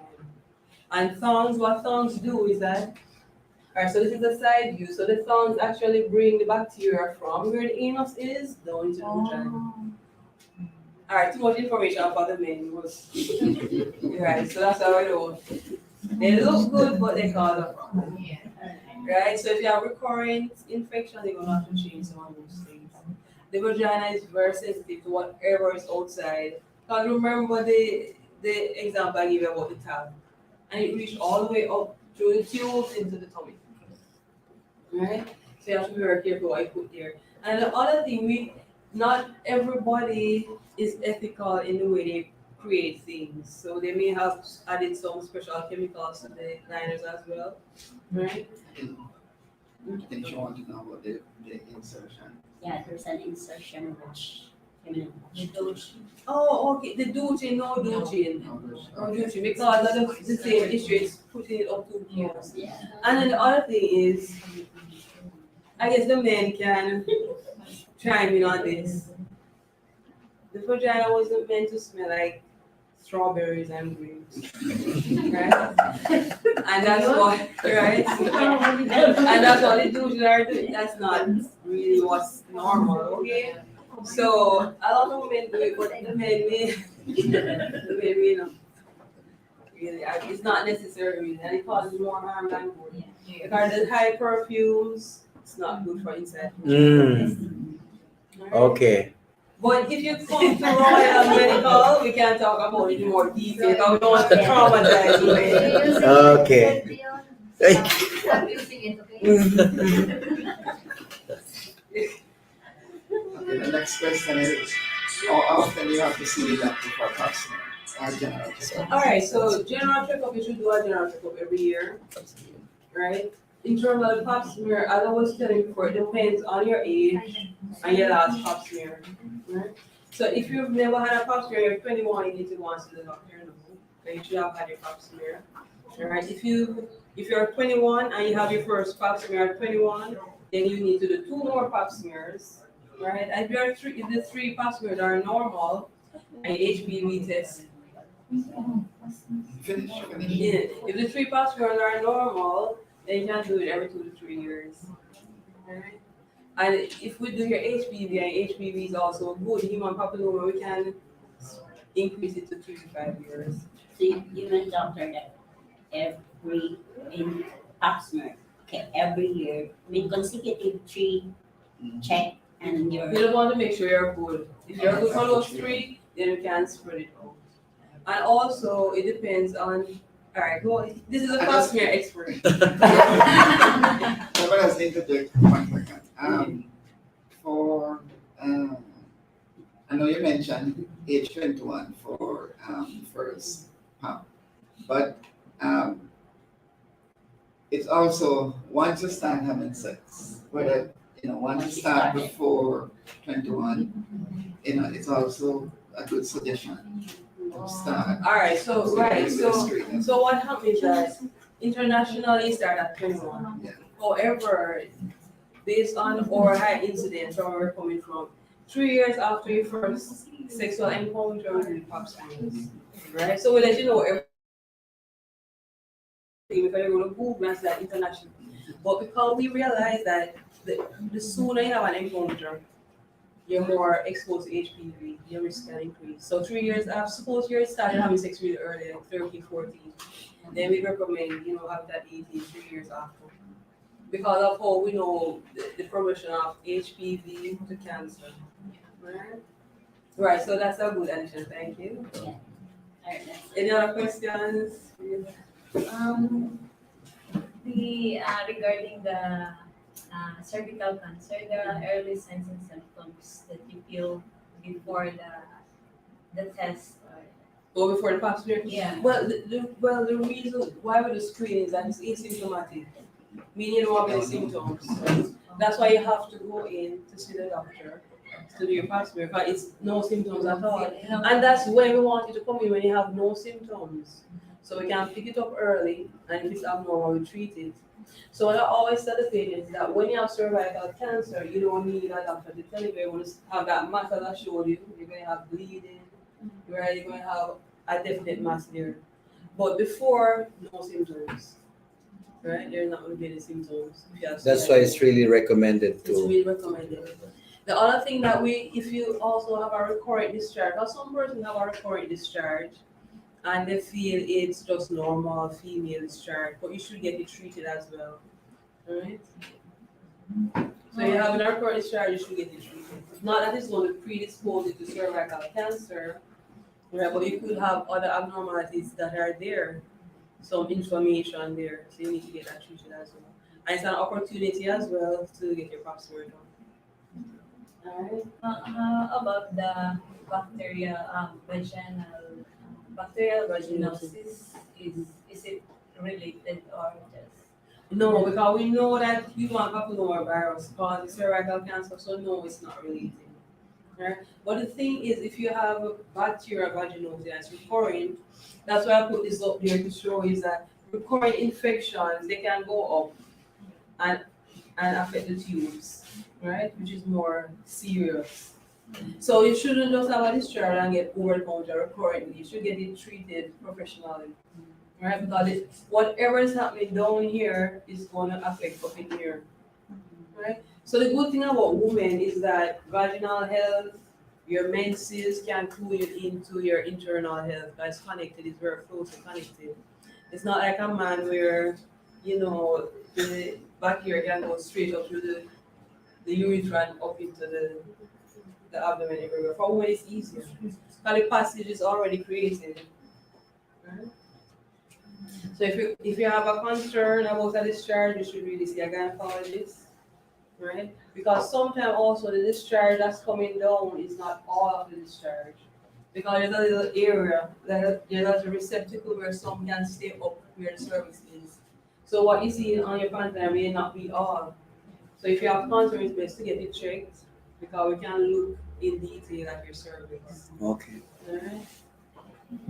You have any other questions? But it would appear you would probably, you can always come to see me at. Thank you.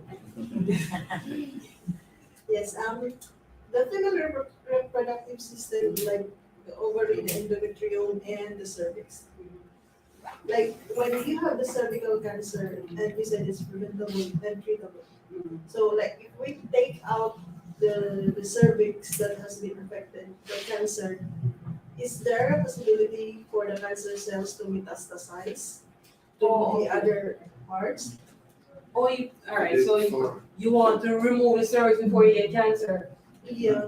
Oh no, we wouldn't do that. No? Alright, let me tell you why. For one, screening is so low risk. The screening, you can go into the office. Actually, for people who have abnormal pap smear, you can repeat every 6 months, right?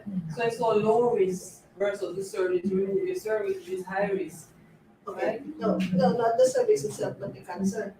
Oh, So, alright. like even if you are already cured with the cervical cancer, is there a possibility or a danger of it for the cancer cells to move up to the endometrium and to the ovary? Alright. So essentially, you say you had cervical cancer and you've been treating. It depends on the treatment and it depends on the stage you're at. Right? But cervical won't potential cancer that we do. Alright? But remember, we don't want to reach that stage.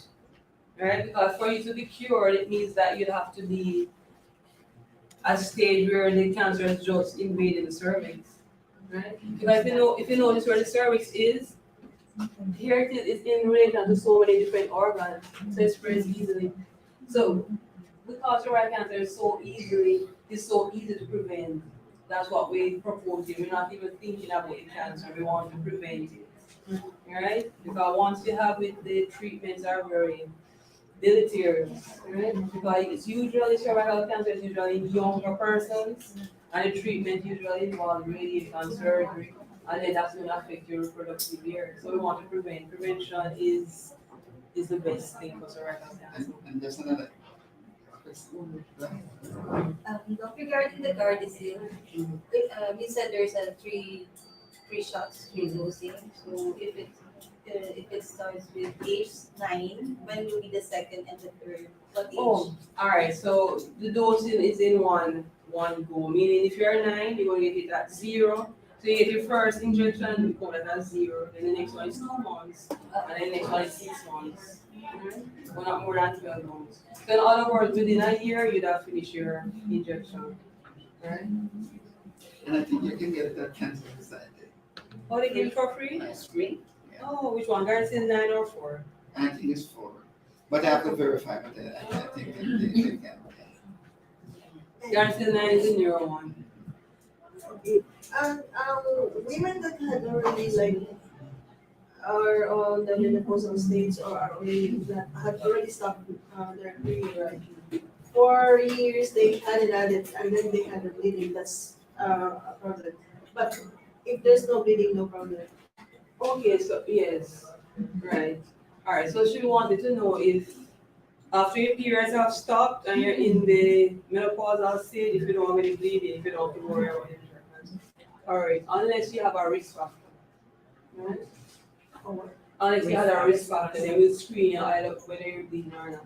For instance, suppose you had PCOS, obese, or you have a family, a first degree family member like a mother or sister who had endometrial cancer, we'll screen you. Alright? But if you don't have anybody in your family who had endometrial, ovarian, or breast, I had one with uh-huh. Oh, no, not usually. It's not so related, because that's blood cancer. Alright, but apart from that, no. But what we would recommend though, is that you do an ultrasound. For ovarian cancer, you do an ultrasound. And if you don't have any, if you have a cyst, then we do CA-125. But apart from that, alright. What did you wanted to add something else? Just to add that from the initial stage of identification of cancer, for cervical, it usually takes 5 to 10 years to get to cancer itself. Because CIN113 is not cancer. Right. That's just it's just a precursor to the cancer. Because if you can just touch this, sure, 1 second. So what how we get to cancer is that the CIN 123 start at The inside of the Right. cervix. Show them cervix. oh, it's not The cervix. right. So what happened is that it moved from the epithelial all the way down to the basal and mucosa. So it's only when it gets across this barrier, then it is known as cancer. You understand? So the CIN 113 is not cancer, you know, it's abnormal cells that move to cancer. And that's why it can be prevented. Because once you stop it at that stage, then it is prevented. Right. Right. So if you have forgotten everything, you must remember that cervical cancer is a preventable cancer. So the person should be having cervical cancer. Right? There are too many gynecologists to do pap smears and too many cytologists to read them. All right. So you have any? Yes. Go ahead. Question? Oh, okay. No question from the men. Me. I read something. Is that a disease for vagina? It smells like vinegar, That is. like a yeast. Yeah, I think that's right. Okay. That's yeast Yeah, infection. yeast or something. That's yeast infection. Is that I wonder if you meant bacterial vaginosis. so? Is that that's bacteria? Okay. Oh, bacterial vaginosis. Okay. Okay, Yes. I think that that's. No, he said cyst, so bacterial vaginosis. I just read it. Oh, you did, you I didn't read it. it. You I just read smell it. Yes, I just read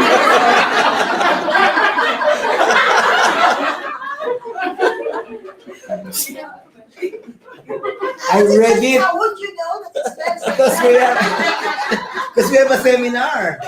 I just read it. Alright, so that's not associated with cervical cancer. Uh, That's related to cancer too? No, No. it's related to an imbalance in the growth of bacteria in the vagina. Right, so they're normal. Our whole body, we have different bacteria that are resident to different areas. So in vagina, you have a resident bacteria that grows there. Right, but if there's an imbalance, there's too much, you get bacterial vaginosis. Okay. So that's why we're talking about the fem wash that will change the pH, so you go back to normal. Yeah, because I heard, I was told the neurosurgeon from John Hopkins, he's a Californian director. And using all this stuff for like to smell strawberry and roses and everything. He said that the best thing is just water and maybe soap that has no perfume. Exactly. Exactly. Right. Because the vagina helps to clean itself. Yeah, it has its own thing. There's a like a belief that it's better to sleep without underwear. To air. Yes, yes. Well, I see you get the on. That's my second question. Yeah, so it keeps the vagina Yes, here. you should sleep without anything. Going around your day, you should wear underwear. No.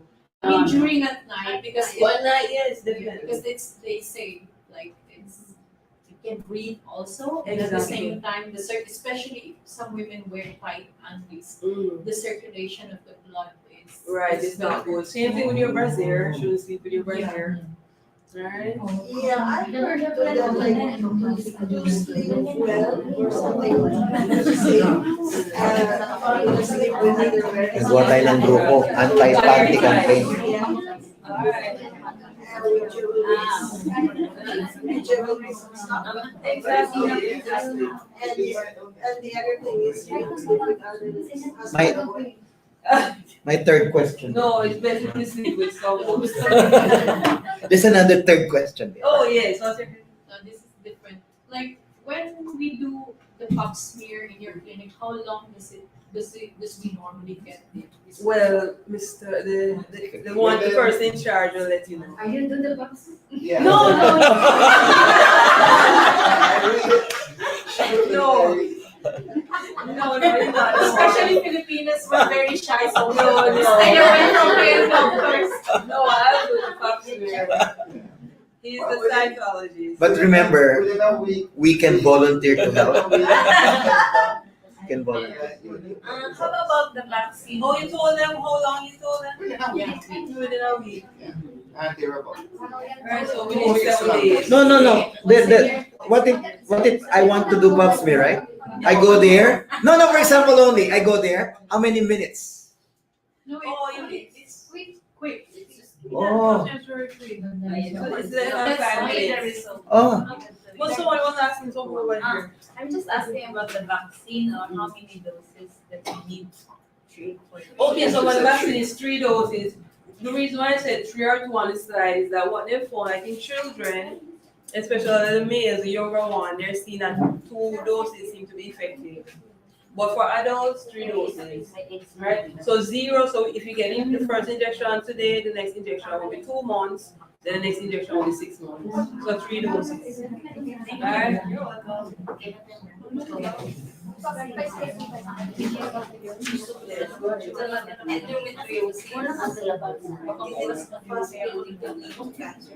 Oh, okay. Alright, so she was asking if endometriosis can lead to cancer. No, not from what we know. Pero konti. Right? So you don't only get endometrial cancer. Alright? So that's not one of the risk factors for endometrial cancer. Right? But you can have other complications from endometriosis though, which can be deleterious, like a scarring inside, inflammation. And you know what endometriosis. So in other words, the lining that I was talking to you about that was moved to abnormal areas. Alright, but no, not cancer. Alright. Any other questions? Where we can get that vaccine. We tried to provide it at Royal, but at the time, we got the initial amount from Progressive. For some reason, Progressive didn't have any. I would have to check again to see if, they can get stuff. So you let them know when you have it available. Alright, so Mr. Dallas has volunteered to let you guys know when he has the HPV the vaccine available. Alright? Oh, really?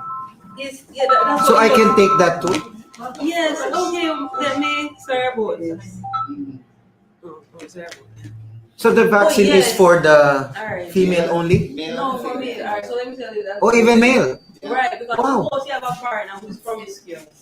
You can't stop him from going around with other. Oh, yeah. So give him the HPV if you're still with him. Mhm. But what it will do, we don't have any screening for men. Oh, sorry, excuse me. Oh, I'm still in presentation. Oh, sorry about that. Right, so there's no screening for men because there's no way for us to get the HPV. So what we do, we give you the vaccine, because then we know you'll be covered. So you're covered and your partner's covered, so everybody's covered. Oh, Right? so they can. No, No. That is protected. Okay. Alright. So you had any other questions? So yeah, like if you had the vaccine, I mean, once you had the vaccine, are you safe? Well, essentially, yeah, you're safe because we protected you from the high-risk HPV. Remember, I was telling you about the Australian study. Because they instituted the HPV vaccine from early. Yeah. So this provides our cancer rates down. Yeah. Alright. So any other questions? Is there a second round of seminar like this? It That the depends other on people him. that did not come now because it's a weekday, because Oh. most of the members were suggesting to do it on a weekend. Oh, okay. Because So you most are of the all members yeah already? we are more than 500 actually, Oh. but the only people that are available right now are this, because some of them are tired already, Oh, they don't have time to go here, but they are requesting if there will be like a Sunday. It depends on. But it's you who do Not it. me. No. But you was one in conversation with Cancer Society, right? Yeah. So that's all you have to do. Just reach out to Vicky Okay. and let Vicky know that you need another one. Okay. And that's fine. Alright. And So then the she doctor will be And available. then we can talk more because this was just Yes. this last night. Yeah, So we will hire a Lion Center to do the seminar. Yeah, that's fine. That's fine. seminar. Okay, that's good. That's Because good to hear. education is important for prevention. Very important. Because the burden of cancer is much high, it's much more expensive to treat one patient with cervical cancer than hundreds of patients with a pre-invasive. Alright? Is there another topic other than this? The topics are. No, I mean, is there another Oh, you mean like you want a main areas topic? of areas like other kind of? Yes, man. You have prostate, you have prostate for male, you have colorectal, you have, So it's like that's another 45-minute thing. more or Right? less, yeah. Okay. Alright. Question, how much is cost for your pap smear? Yeah, 50% discount. Okay, so, for pop is, I think it's 120 with the insurance. Yeah, insurance will cover it.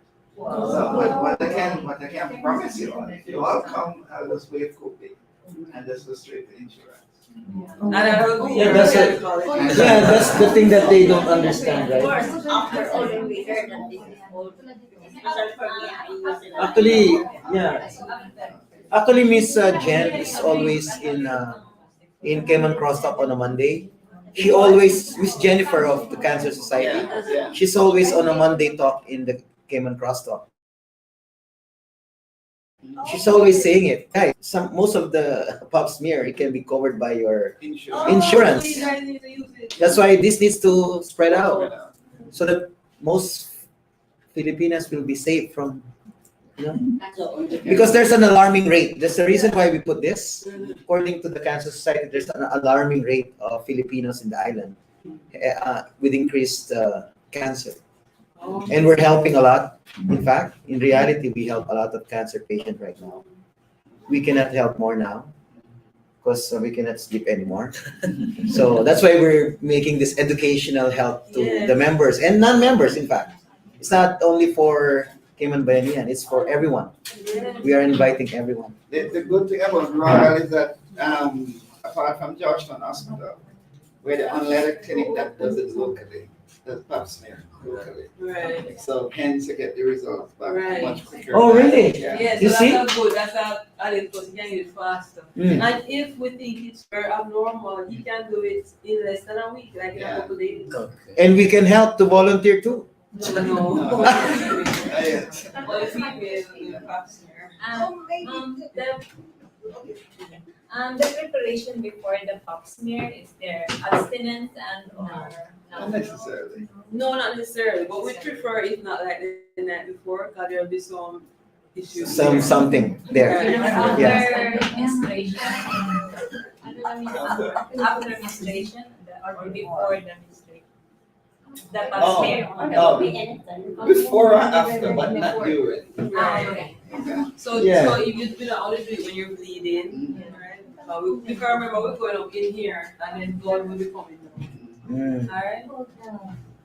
So once you're not having your period, you can come to the pap smear. And no sex before the night, right? Preferably. Preferably. But if something happen and you already plan to come, we can still do it. Okay, so that is clear. Yes, you don't have to. No sex before the night. All right. Before the But in the Philippines, they said that 3 days before pap smear, no sexual intercourse, because the semen will stay there for 3 days. Right, so we prefer at least a day before. Mm. But to be honest, it doesn't You know, matter. but it doesn't matter. It really matter. Because they say that, but we're the ones that do the test, so we can actually see. And he's a cytologist, it doesn't affect you. Yeah, it doesn't affect everything. Yeah, it depends on the skill as well. Some people have skill. Digging up table. So not everything you read on the internet, you have to take. You have to take the right kind of stuff. Doc, my last question. No problem. Where can we see you? And what time is your That's the Royal. clinical hours? Sa industrial, di ba? He's the Royal Medical spokesperson. Well, you all know, yeah, you all know where Royal, you all know where Royal Medical is, right? Yes. No. Okay, Royal Medical is right. You know where the wharf is?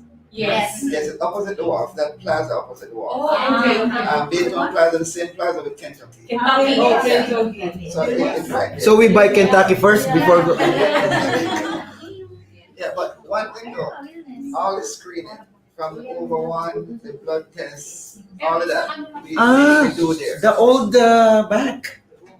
Right, there, it's over one. HSBC. Yeah, the Right, old HSBC. HSBC. Yeah. Okay. Marines Plaza, it was known in early days. Okay. Yeah, we all do all of that there, and you know, we have OBGYN, we have GPs, we have rheumatology, and well, we're getting a dermatologist. So, you know, we essentially will cover all the needs you have, Really? Everything. everything. All right.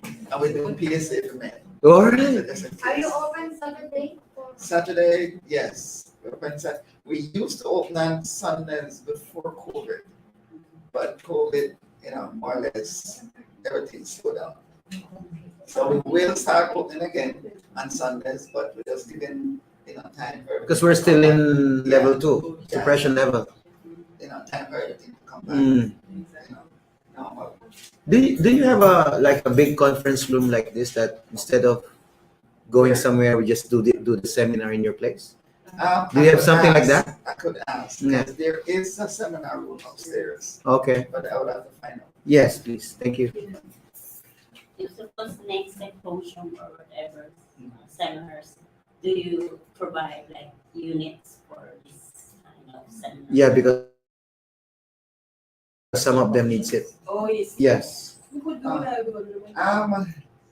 Yes, we can, because I did it before, so yes, we can. So next time we're having it, all we need to do is, do it up and, Yeah, we send it out before. yeah, Dr. Cole can sign it. Yeah, so, Okay. for the next one, at Lion Center, when you have the big one, we can. Yeah. I'll get that done.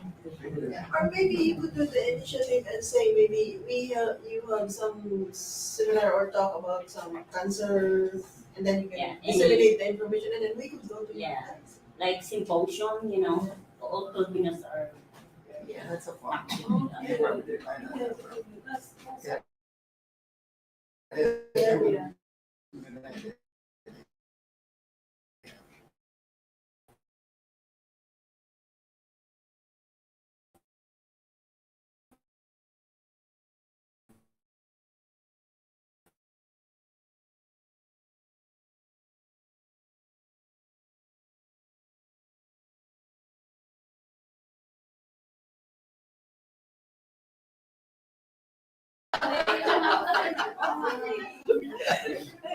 It's called COVID dreams. Yeah.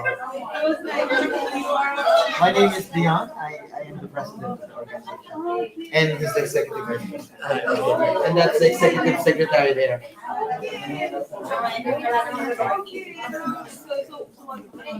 Cayman Bayanihan Filipino community. Yes. We started this during COVID. Just helping a little bit, and then it became a community. I was joining the COVID. But I'll be seeing you, that's why I asked. Okay. I was even impressed that this is a topic that we have to change. Like, I was like, okay.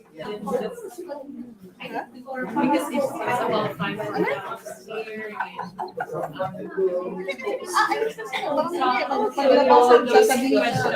I don't want arguing. I just, because I do it regularly. We're really very happy that this happened, Yes. We almost delayed it, Yeah. And we want to see you more because you are very good. Yes, it is. We do like the way you discuss it. Yes. Very, very profound. Yes. Even for simple people who doesn't know about or understand medical things.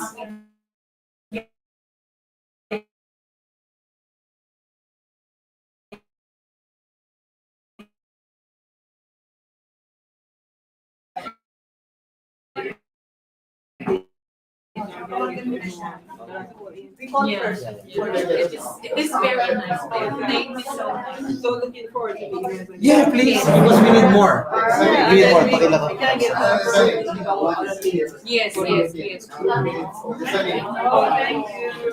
All right, so you could say it if you want. All right, so I'm going to give you.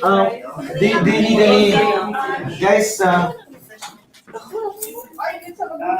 let's have a good picture before the meeting. But remember, as mentioned by the Cancer Society, we are also have a little bit of budget, you know, a little bit of budget on, oh, this is Miss Vicky calling. This is Miss Vicky. Oh, okay. Hello, Miss Vicky. Hello. Mr. Royal. So if you will get some, hello, Miss Vicky. Maybe we can ask one of the guys to take our picture outside. We're not even finished 3 more hours. Okay.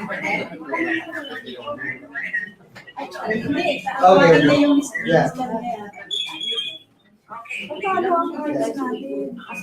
Dapat nakaupo na lang. Oh, yeah. Wala na kami. Wala na Wala na kami. kami. Wala na kami. Hindi pwede yun sa akin. Hindi pwede. Kasi naka-live ako eh. Pero pwede eh. Hindi natin to. Okay. Tatabi ako kay Kuya Prince. Tayo. Yes, tayo. Alright. Alright. Ready? 1, 2. Wait. Go ahead, no. Isa pa. One more. 1, 2. Maganda ba kami? Alright. Thank you. Thank you so much, Doctor. Yes, thank you so much. Thank you. That was fun. Thank you so much. Thank you so much.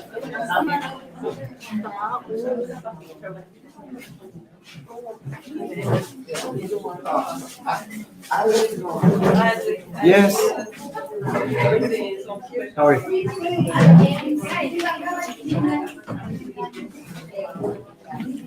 They're actually asking. So it's okay?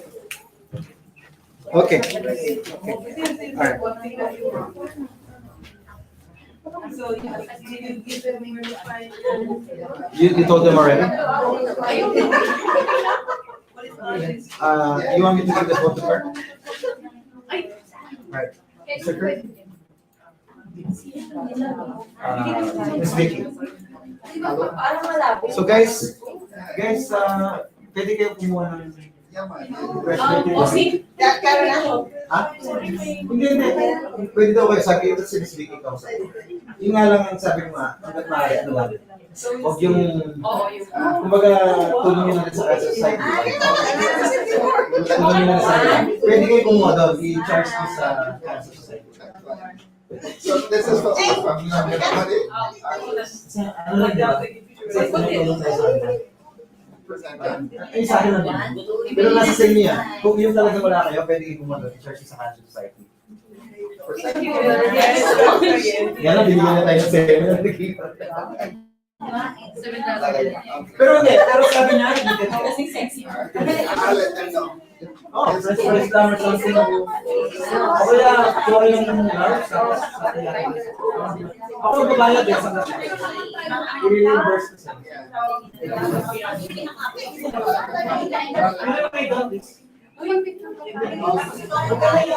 All right.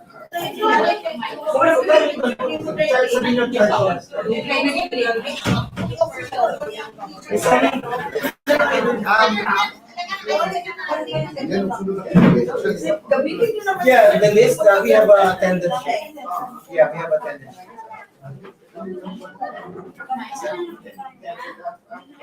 Yes, of course. Yes. How long? No, I just started this as a volunteer in March. And then we help. We pack food. Yes, and then we volunteer and help people to go home. We don't have money. And then little by little we created to help. We became a community. And we are now approved by government. We are registered in the government. So that's why now I can continue. I can continue. Yeah. Oh, really? Oh, I'm not sure. No. Ring a bell. Okay.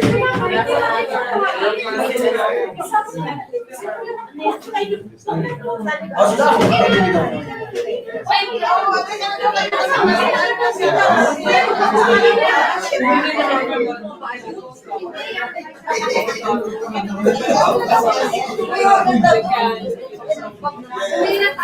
Birds, picture tayo.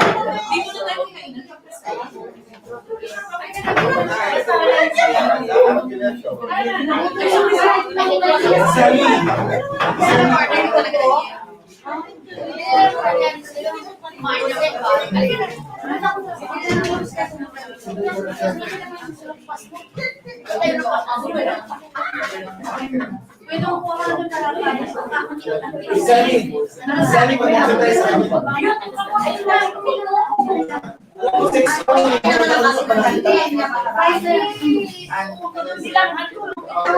I will try my best to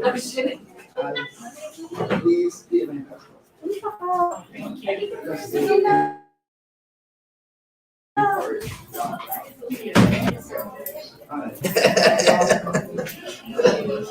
Saan ka na live tayo? Mukha kang bata eh, parang kang 18 years old, tignan mo. Kami, naging 18 years old. Tignan mo. Bukas nga, di po ko eh. Thank you very much, sir.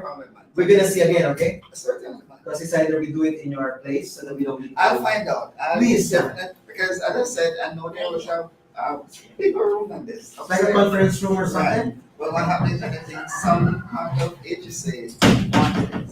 I'm not sure if they Okay. took it already. Yeah. So I'll find out that. Yeah, and then, weekend.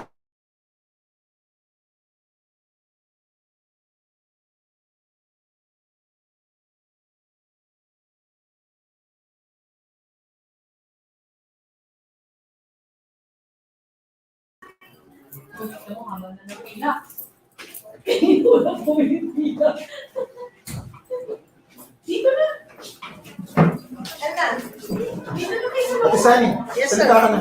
Ano masasabi mo sa ating naging seminar? Very successful, very good. Very good. Very enlightening, and the speaker is brilliant. Galing, no? Yes. She's really good. Di ba? Yeah, she knows what I she's think talking she's about. really good. She's really good. Very clear. Yeah. Like what I've said, And very very simple, straightforward. Anybody can understand it, Yeah. even if you don't have A a simple medical way is background. very Yung iba kasi maraming Pagka masyado kasi remember anything. ano lang, pag-CS delivery na, kasi nahihirapan na tayo maintindihan.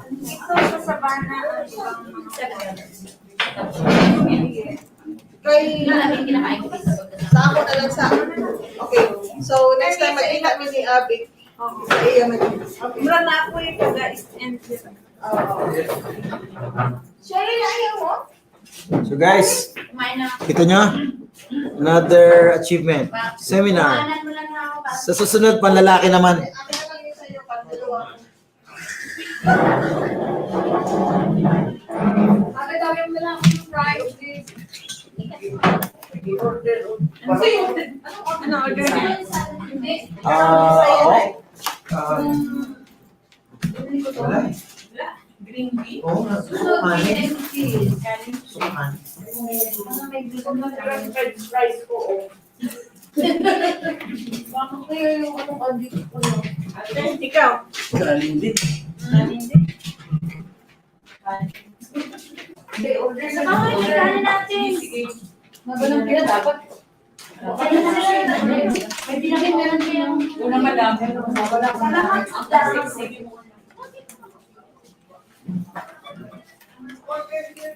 Thank you very much, Cancer Society, Miss Vicky. Thank you. Ano yun, Miss Che? Kung ano sa'yo yun din sa akin mo.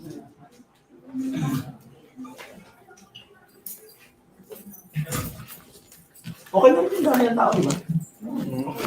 First Tama. seminar. Nagawa natin ito.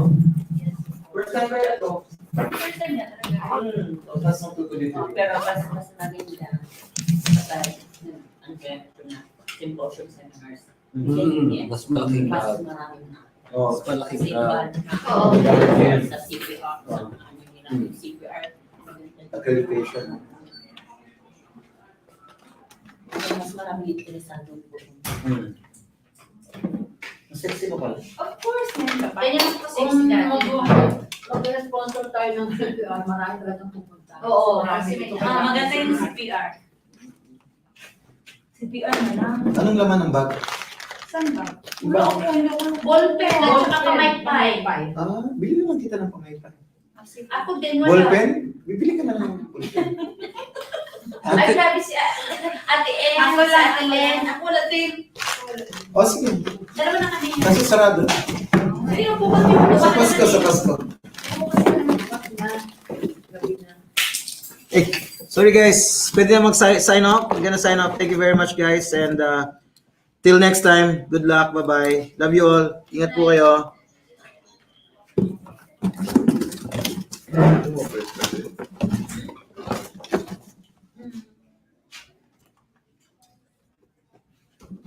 Naghahanap na naman ng trabaho.